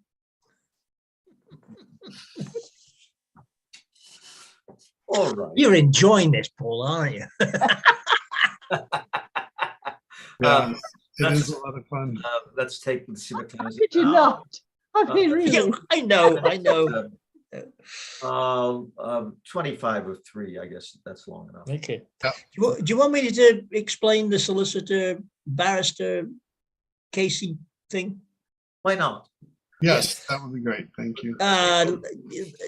Lawyers in England and Wales and Northern Ireland come in 2 varieties, 2.5 varieties. If you have a legal problem, you go and see a solicitor. If it has to be seen before a magistrate or a judge or there's a jury trial, the solicitor then contacts a barrister who has got a higher legal qualification. If it's a really serious case, a standard barrister would not be capable of handling it because he wouldn't have the experience and the background. And then you would get a KC, King's Counsellor, or up until a few months ago, it was a Queen's Counsellor. And they would handle large legal cases, which would be complicated and would be require a deeper knowledge. To go from a barrister to a QC, it's called taking the silk, because a KC wears a gown that's made of black silk. Barristers will always wear their little funny wigs. But if a case has to be heard by a magistrate to decide, or a judge or a jury, only a barrister can do it. My daughter got a divorce 3 years ago. She approached the solicitor did all the paperwork and all the investigation, and then, because it was going to be heard before a magistrate, the solicitor contacted a barrister who would then present the case in front of the legal people. The only difference is in Scotland they're called advocates rather than barristers, but that's simply a name thing. But that's the structure. So if you're going to have your case reviewed by a member of the judiciary, it will be presented by a barrister. And if the case is complicated and difficult and requires a deeper knowledge of the law, you get a QC. To take silk, you have to make an application. That application is then reviewed, and it's about another 3 to 4 years at least before you receive the silk. So they're the heavy duty guys. That's basically it, isn't it, David? I think so, yes. Yep, yeah.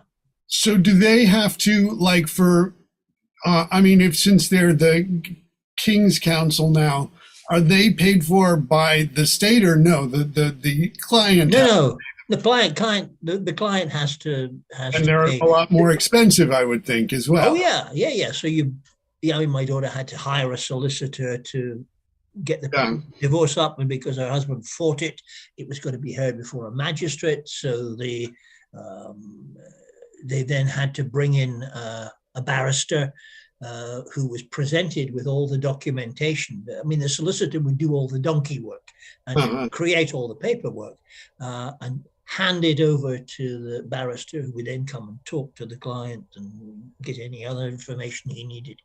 But so the solicitor would do all the, I mean, the solicitors in this country will do real estate, signed contracts, anything that required a legal documentation, they would create. But if it needs to be heard, the case needs to be heard before a member of the judiciary, whether it's a magistrate or a judge or with a jury trial, then you get a QC or KC now to handle it. So this is hierarchical thing. Yeah, no, and I mean, I love, there was this series on PBS, Rumpole of the Bailey, which is just a delightful series. Oh, and, yeah. I mean, love Rumpole. Love the way that he talks about his wife as she who must be obeyed. Oh yeah, Leo Delicious McKern was series, was an absolute joy. Oh yes, he's so Well, the guy who wrote it, John Mortimer, his father was he was a QC. And a lot of it was based on both his experiences and his father's experience. They were, I'm having fun right now watching an early series, rewatching an early series that I have in my collection. Sergeant Cork. Do you remember Sergeant? Oh, vaguely. I haven't seen that for ages. John Barry and Bill Gaunt, William Gaunt. Yeah. My ex-wife worked with when he came over in King Lear. But I have to slim things down, unfortunately, because I'm anticipating a move where I'm going to have a lot less space. So. Oh dear. Yeah. Well, I if you want to lose things, what you do is you move transatlantic. Most of my books, I think, probably ended up in the bowels of a ship somewhere. Oh dear. So most of my scripts went. I'm having to rebuy scripts all over the place. No. They eventually produced most of our stuff, and then 6 of these plastic storage crates, when pressured, they actually ended up delivering them to me empty.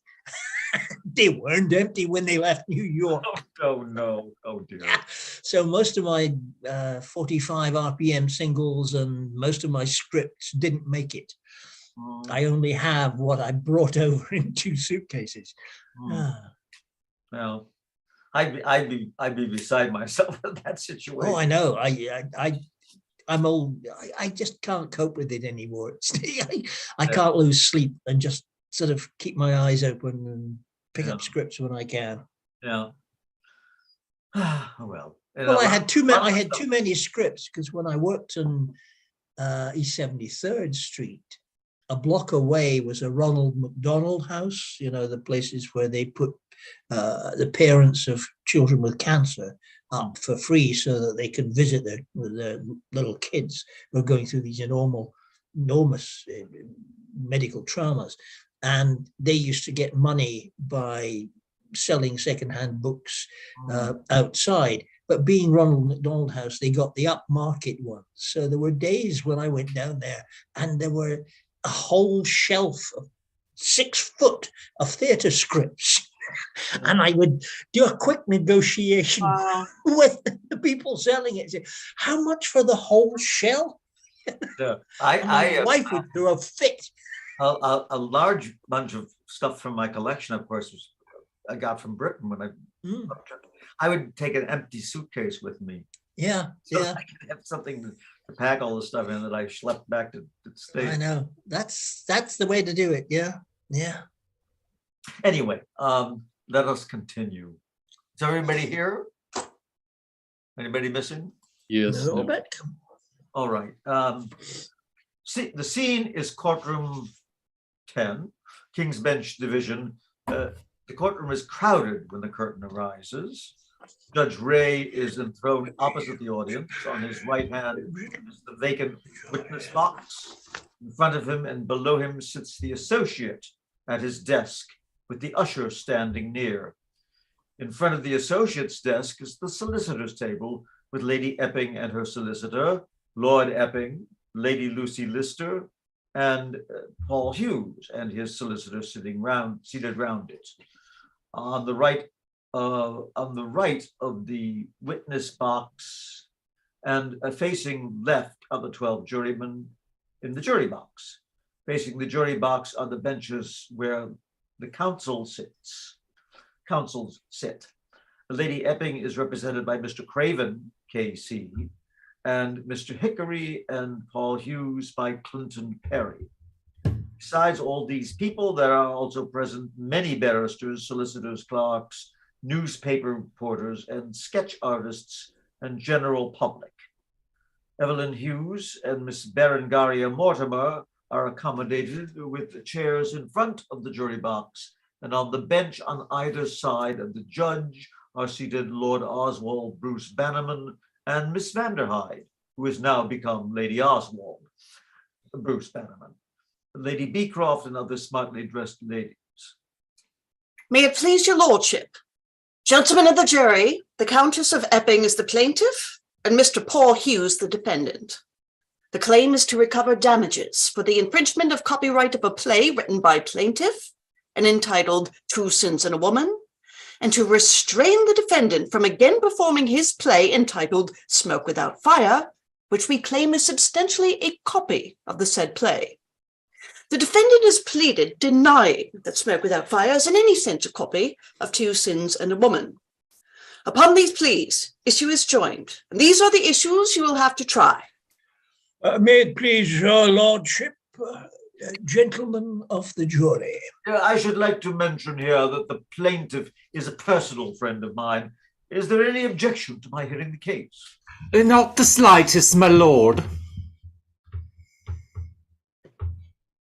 On the contrary. She's trying to fascinate the judge now. It isn't fair. This action is brought by the plaintiff to recover damages for the infringement of the copyright of her play, Two Sins and a Woman. The defendant is a professional dramatist and, like other professional dramatists, is no doubt frequently hard up for a plot. We know that in such cases necessity is not always the mother of invention. The plaintiff herself will tell you how, on the 10th of July at Epping House, one of her ladyship's many country seats, she told the defendant the plot of her play, Two Sins and a Woman. Why didn't she call it Three Sins? The plaintiff will also tell you how, a few minutes later on the same day, she read extracts from the said play to the defendant, and how finally, in the month of September, she read him the whole of Two Sins and a Woman, and the whole of 16 other plays, while they were both guests at Cookie Castle in Scotland. I thought I had seen it stated somewhere that Lady Epping had only written 15 plays when she went to Cookie Castle. She wrote 2 more during the week of August. Up to the end of the Cookie visit, the relations between the plaintiff and the defendant seems to have been exceptionally harmonious. It was not until September 25th that her ladyship began to suspect she had been nourishing a viper in her, entertaining a viper unawares. On that day, the plaintiff received a call from Miss Berengaria Mortimer, the celebrated actress. Now, Miss Berengaria Mortimer informed Lady Epping that she had been engaged by Mr. Brooks of the Trafalgar Theatre to play the principal part in Mr. Paul Hughes' play Smoke Without Fire. When Lady Epping asked Miss Berengaria Mortimer to tell her the plot of the play, Miss Berengaria Mortimer told it in the exact words Lady Epping had used to tell the plot of Two Sins and a Woman to Mr. Hughes. Gentlemen, our claim is not only that the whole of the plot of Smoke Without Fire is copied from Two Sins and a Woman, we claim that one of the scenes is copied, the situation at the end of the third act, and 2 lines of the dialogue, the lines, I love you and I hate you.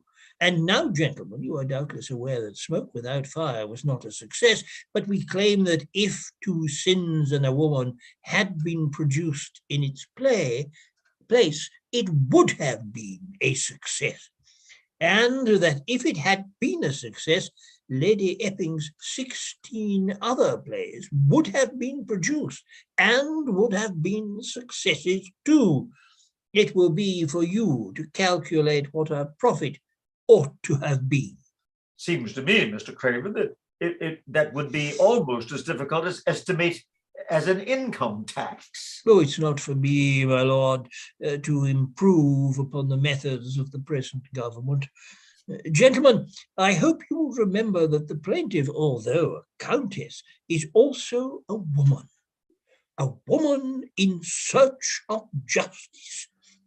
Divest the noble plaintiff of her rank, her wealth, her regal residences, her servants, dogs, jewels, motor cars, and family plate, and picture her struggling up the ladder of fame, supported only by her pen. There I will leave her, gentlemen, and as you watch her and listen to her, remember that she suffers just what your own wives and daughters would have suffered in similar situation.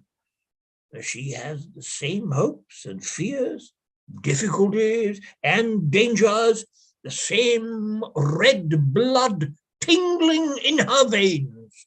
I always thought a countess's blood was blue. Lady Epping. Take the book in your right hand. The evidence you shall give to the court to join to touching the matters in question shall be the truth, the whole truth, and nothing but the truth. Kiss the book. Oh, Did you see her kiss the book? Oh, how sweet.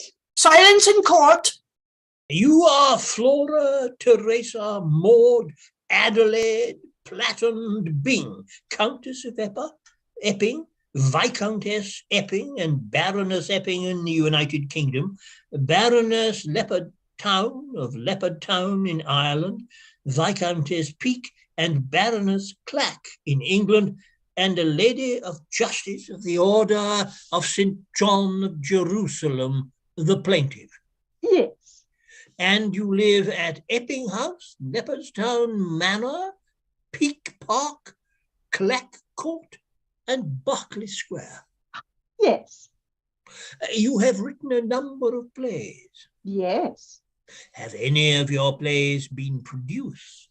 One of my plays was produced in the ballroom at Cookie Castle last September, with myself in the principal part, supported by several friends.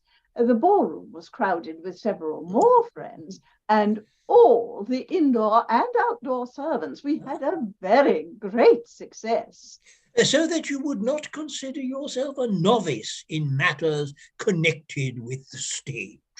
Certainly not, for I have also taken part in tableaux in some of the leading London theatres.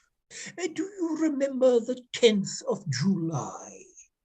Was that the day I made the acquaintance of Mr. Hughes? I am asking you. Oh, well then, I suppose it would be, otherwise you wouldn't have asked me. Yes. What happened on the 10th of July? I made the acquaintance of Mr. Hughes. Yes. Thank you. I thought him a very conceited young man. You are not allowed to say what you thought. I concluded that he was a very conceited young man. Yes. Now, do you remember the 14th of July? The 14th, let me see. Oh, yes, that was the Sunday you spent with us. And very much I enjoyed it. I'm so glad. Do come and see us again. My lord, may I continue with my examination? Certainly, Mr. Craven, certainly. What else do you remember about the 14th of July? I came into the drawing room just before tea and found the two defendants. There is only one defendant. He knows what I mean. I began to tell them about my plays. What else? The conversation then became general. I talked while they listened. Did you tell them the plot of a particular play? Well, of course, that's what we're all here about. What was the title of this particular play? Two Sins and a Woman. Did Mr. Hughes make any comment? Well, none whatsoever, no. I see now that he must have been committing my plot to memory so that he could use it himself. My lord. Is he allowed to interrupt me like that? He is quite within his rights. But I wasn't speaking to him at all. I was speaking to Mr. Craven. It would be better if you did not cast reflections on the defendant. Well, very well. I'll accept that from you or Mr. Craven, but not from Mr. Perry. I'm not employing him. What happened after tea on the 14th of July? I read an extract from Two Sins and a Woman to the defendant. When did you next read Two Sins and a Woman to the defendant? Well, at Cookie Castle in September. Do you remember the 25th of September? I thought you were going to say, do you remember the 5th of November? I think the exact quotation is, please to remember the 5th of November. Another case of a plot which was suppressed. If there is any more of this levity in the court, I shall clear the court. Do you recall on the 25th of September, Miss Berengaria Mortimer coming to see you? Oh, I do. Miss Berengaria Mortimer. Oh, The celebrated actress, my lord. Barry. You remember Barry? Garia. What are you waiting for, Mr. Craven? What did Miss Berengaria Mortimer tell you? The plot of Mr. Hughes' play. And no sooner had she let the cat out of the bag than I recognized it as my own child. Yes, well, now, I think you saw the first performance of the defendant's play, Smoke Without Fire. I did. I thought it very weak, except in the places where it resembles mine. The rest of it bored me. Lucy can tell you, she was with me, Lady Lucy Lister. Oh, she's sitting over there. Now, is Lady Lucy Lister to be called? No, Willard. I'm sorry. Oh, so am I. What, in your opinion, are the salient points of resemblance between the two plays? Well, the plots are just the same. Most plots are. Do you find any of Oh. Do you find any of the dialogue similar? I do. In my play, Lady Dorincourt says to the Duke of Vere, I hate you. In Mr. Hughes' play, Mrs. What's-her-name says precisely to the same thing to Mr. Whatever his name is, and they all four say, I love you. Do you have any other resemblance? I do. Their third act passes in a bachelor's chambers at 11 o'clock at night, and so does mine. Are there any scenes in which the two plays which you consider similar? Yes, the scenes at the ends of the third acts. Yeah. Describe these scenes to the jury in your own way. Well, in their play, the husband finds the wife in the lovers' rooms, and there's a lot of talk and a kind of a struggle, and the wife flops over on the hearth rug. Now, in my play, Lord Dorincourt tears the portiere aside and discovers Lady Dorincourt.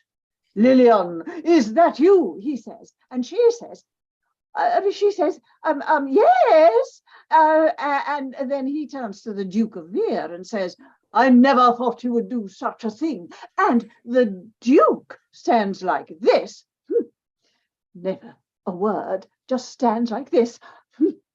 And then Lord Dorincourt seizes the Duke of Vere by the throat and forces him to his knees. Lady Dorincourt rushes between them, crying, oh, kill me. That's my curtain. And a very pretty incident.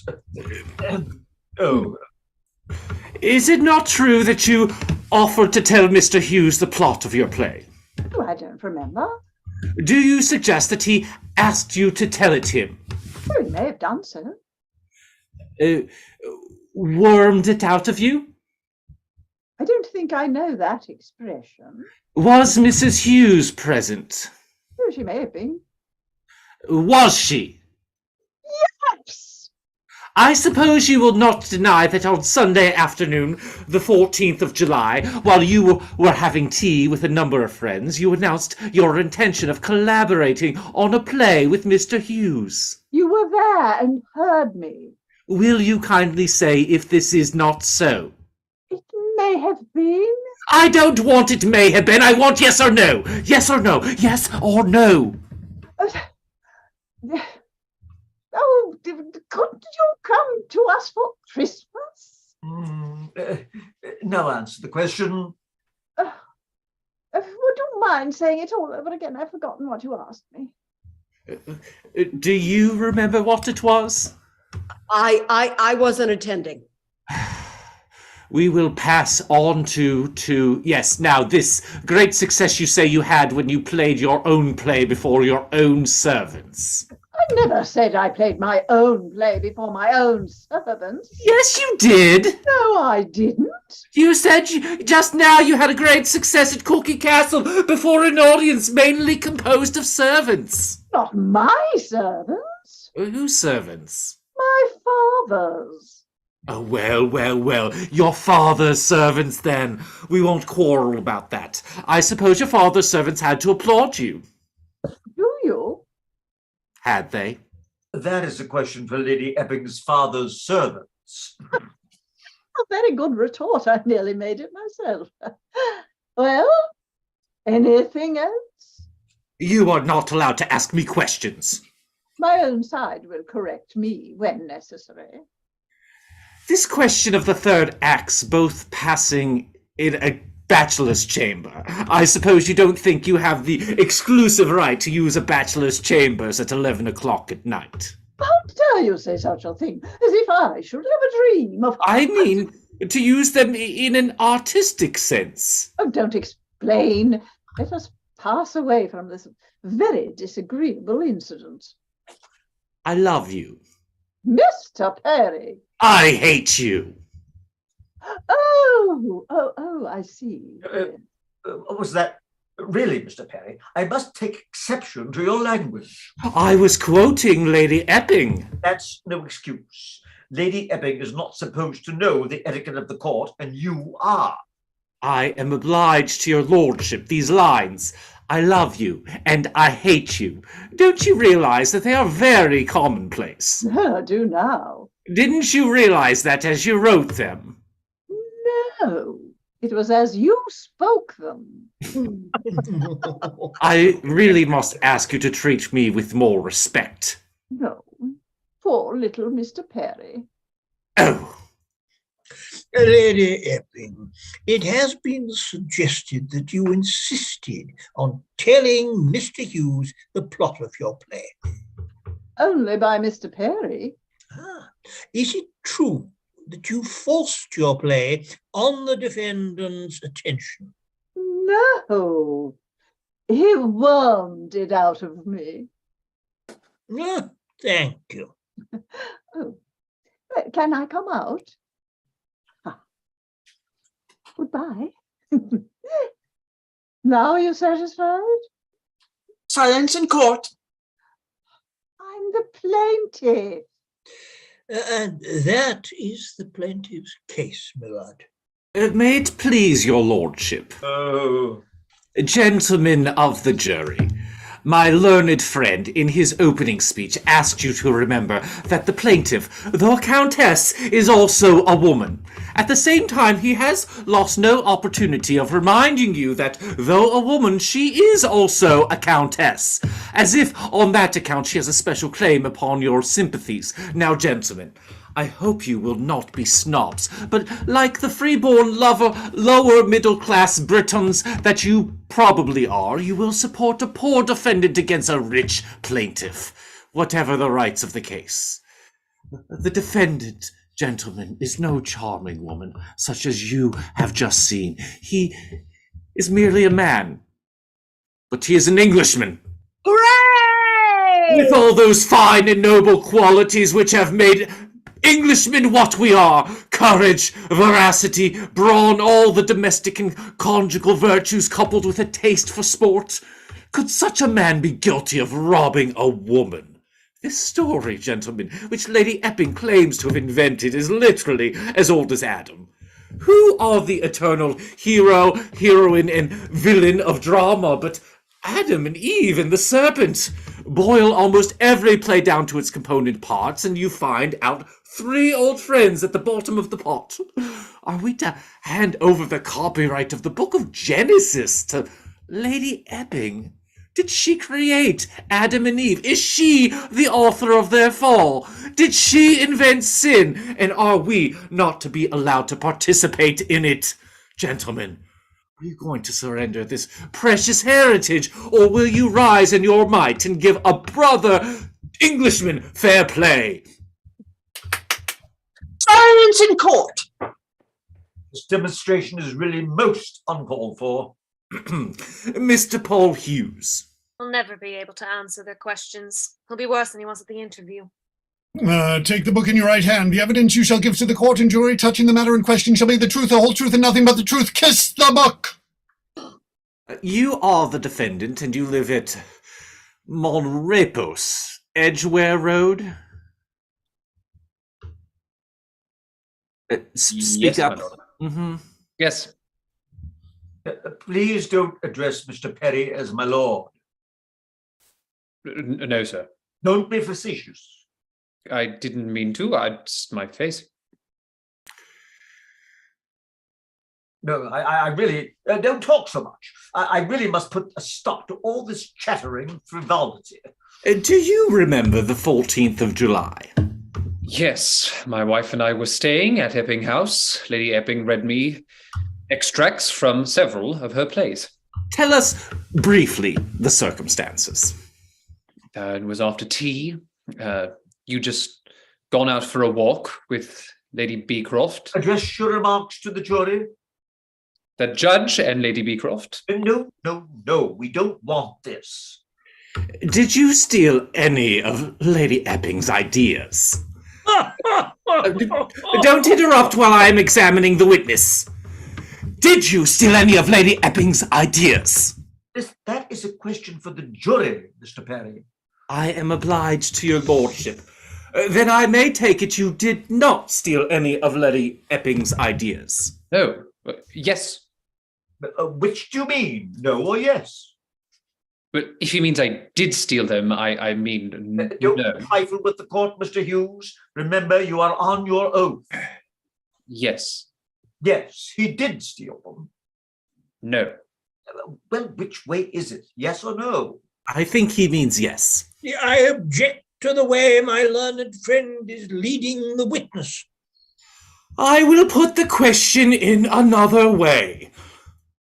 Did you or did you not steal any of Lady Epping's ideas? My lord, I cannot proceed with my examination if my friend continues to titter at everything I say.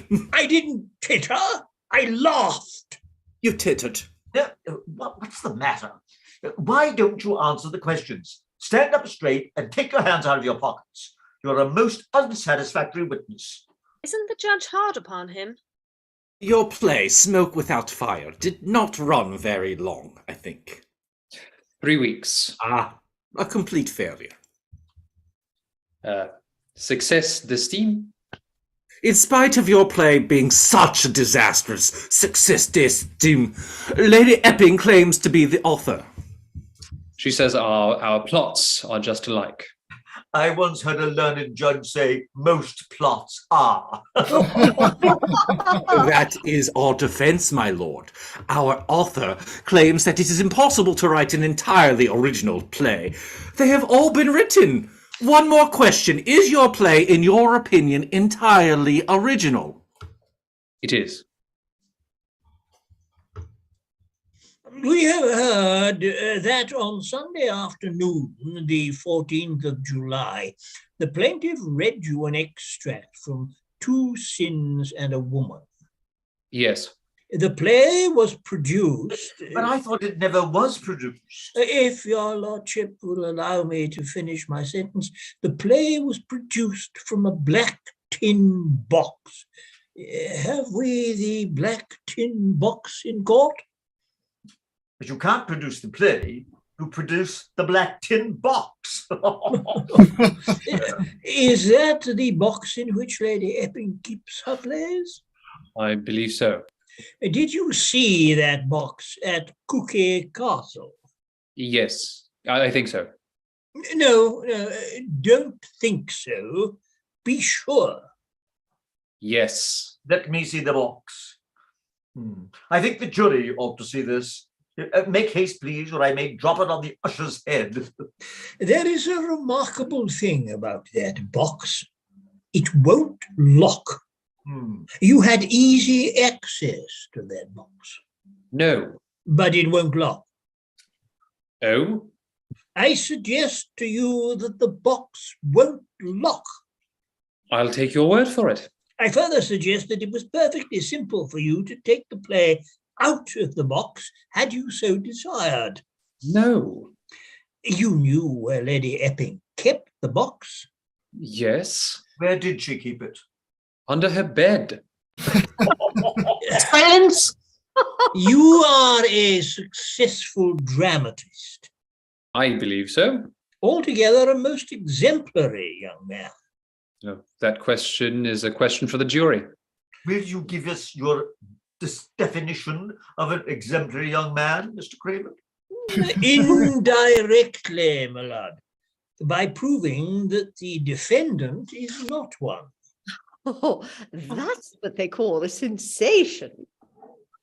Silence in court!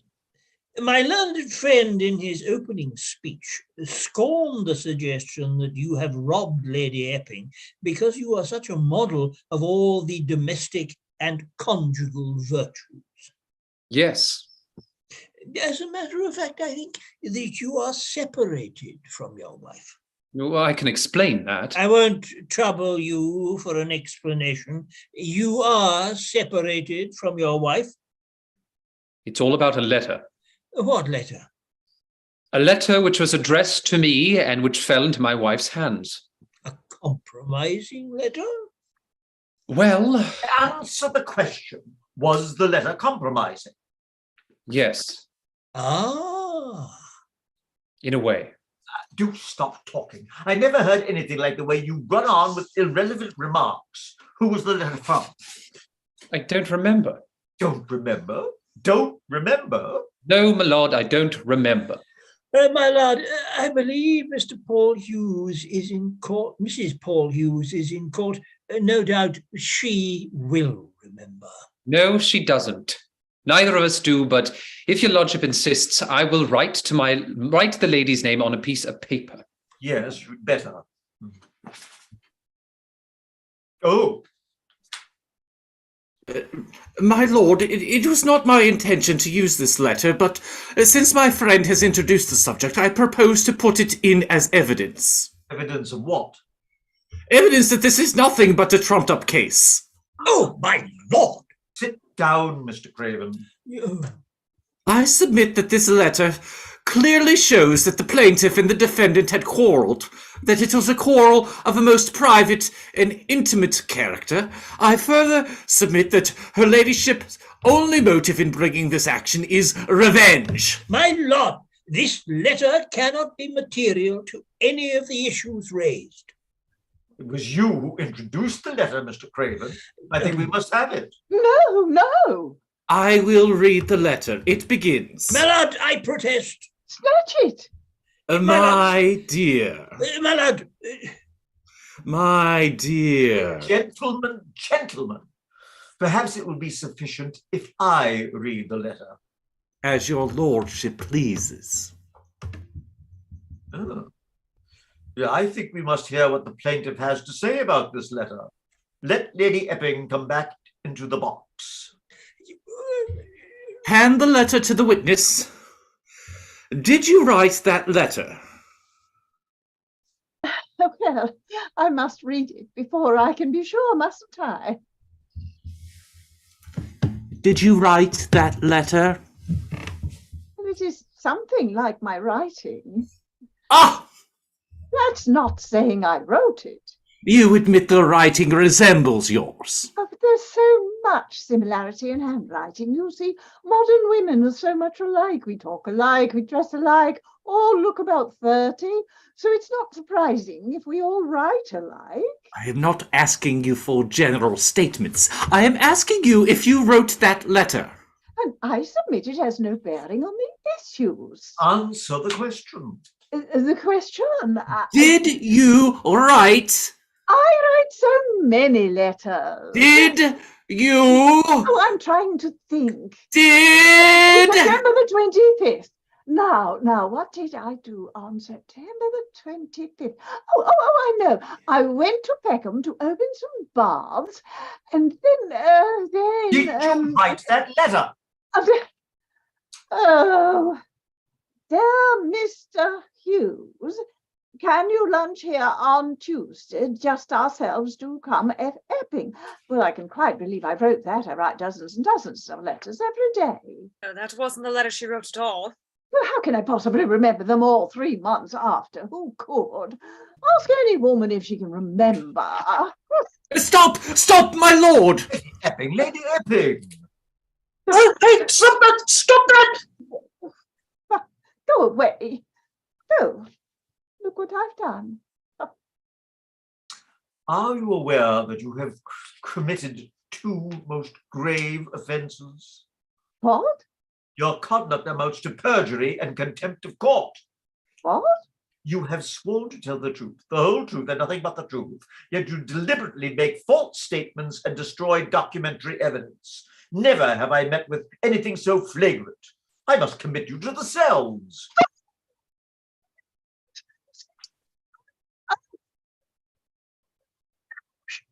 No, I'd committed a crime. I'm very sorry. I'll apologize to the whole bar.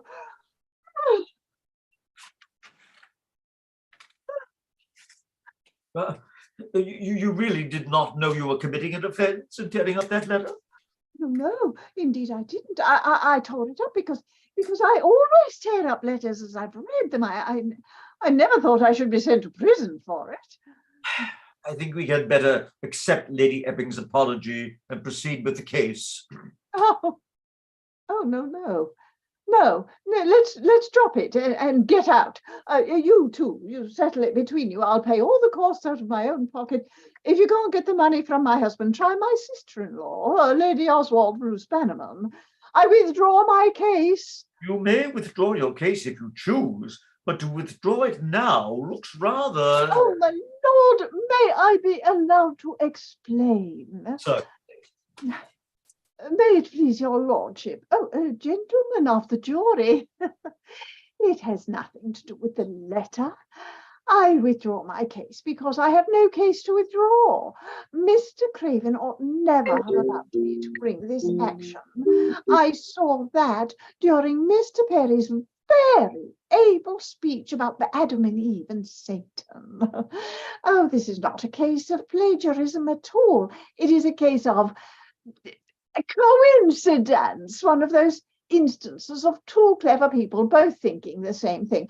I will only add, I'm surprised Mr. Craven couldn't see it.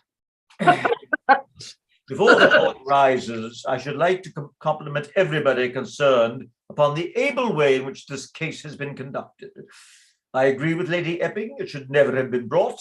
Yet the experience will not have been in vain if it teaches both the plaintiff and the defendant the folly of trying to shine outside their legitimate spheres.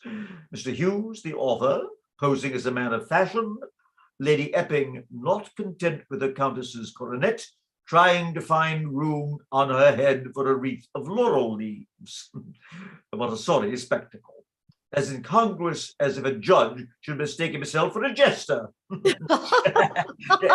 Hughes, my advice to you is this. Get out of the smart set as quickly as you can and stick to your work and your wife. Lady Epping, you have told us it is your habit to tear up your letters. Well, yes. Extend it to your plays. Certainly. Very mean, Judge.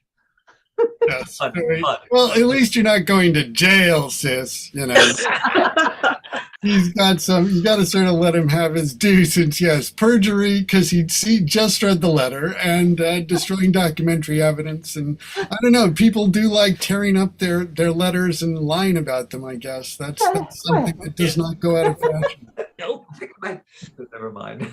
I think it might sound somewhat like a ex-president, we know. Anyway. Yeah. Ah, yes. He's about to be arrested too, I gather. No, how Well, lovely. yes, I mean, he set that date himself. And there's no proof that that's going to be happening on that day. You know, he's trying to get in ahead of it, and he's trying once again to gin up his base to possible violence, I think, you know. Or at least I used to tear my hair at his antics, but the Tory government over here is at least as bad and potentially a good deal worse. And France isn't doing so great either. No. No. Yeah, it's like the ones that aren't run by autocrats, the democracies. Who's doing a good job of that? You know. Yeah. Pretty frightening time. But so yeah, like to when this was happening, and it was just Britain. There was the British Empire at this point. Oh yes, indeed. Oh, speaking of all of that, what's happening with Scotland? Are they still talking about seceding from the Union? It's difficult to say. Now that Sturgeon has resigned and is no longer heading up the party, the battle is now on to find a new leader for the Scottish Nationalists. One of the ones that a younger woman who looked appealing until you find out that she's a member of the Free Church of Scotland, what we always used to rather derogatorily refer to as the Wee Frees, who is totally against same-sex marriage and is totally against abortion. And, you know, I mean, she's a very bright lady, but and she's now struggling to say that this is not relevant to who I am. And we're all saying, yes, it is, dear. You know, get me gone. Oh dear. Very much Dr. Gull. It's the Sabbath. Yes. Scotland used to shut down. They were basically restricted. They were again forced further and further north till basically in the Western Isles, the Free Church of Scotland still has in Skye and the Hebrides still has a firm hold, but they're not. They used to have. I think in their heyday, they only had, I think, 5 or 6 tunes for hymns, and they used to chant all the hymns to this. They were really crazy extremists when you consider that the Church of Scotland is very ecumenical, much more broad-minded and adopts everything. I remember I turned up one year when I visited my father, and he wanted to go down to communion, and we went in, and it turned out it was the beginning of a major Jewish festival, and the church, together with the Sunday school and the Women's Guild, had decided to teach us all about how the Jewish community celebrated it, and the Women's Guild and the Sunday school made little plates of the kind of food that was eaten for that. And I'm thinking, only in the Church of Scotland would you get very broad-minded ecumenical group. Now, the Church of Scotland is Presbyterian or not? Yes, no, it's Presbyterian. Yeah, because as John Knox said, I can't stand bishops and no description. I am actually a baptized Presbyterian myself. Yeah. My father, my grandfather, who was Scottish, Yeah. We attended the first Presbyterian church in Buffalo. Yep. Until I can't remember. We moved to a suburb, so eventually it got to be too much of a schlep to go down to downtown. Yeah.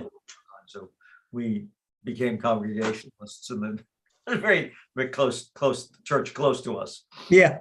Anyway, Well, they were always very intellectual. The Church of Scotland ministers all had to get a doctorate in divinity from a reputable British university. So you'd get these long, involved, very intellectual sermons. She used to bore the pants off me. I remember my son, we'd taken him over to the States after he was born, and he was baptized in Stephanie's parents' house. And we came back and we approached the minister, and he said, we'd like a celebration for, my family in Scotland. And he said, oh, well, I can't baptize him again, but we have the tradition that Jesus blessed children. So I would be happy to give him a blessing. So we had this blessing. The local Candlish church. It was all very civilized and very intellectual, and he made comments about how Winston Churchill had married an American lady and brought her back to Britain, and here I was bringing an American lady to Britain. Oh God! I'm thinking, yeah, can we just get this over, please? Right. All right. Oh, we still guys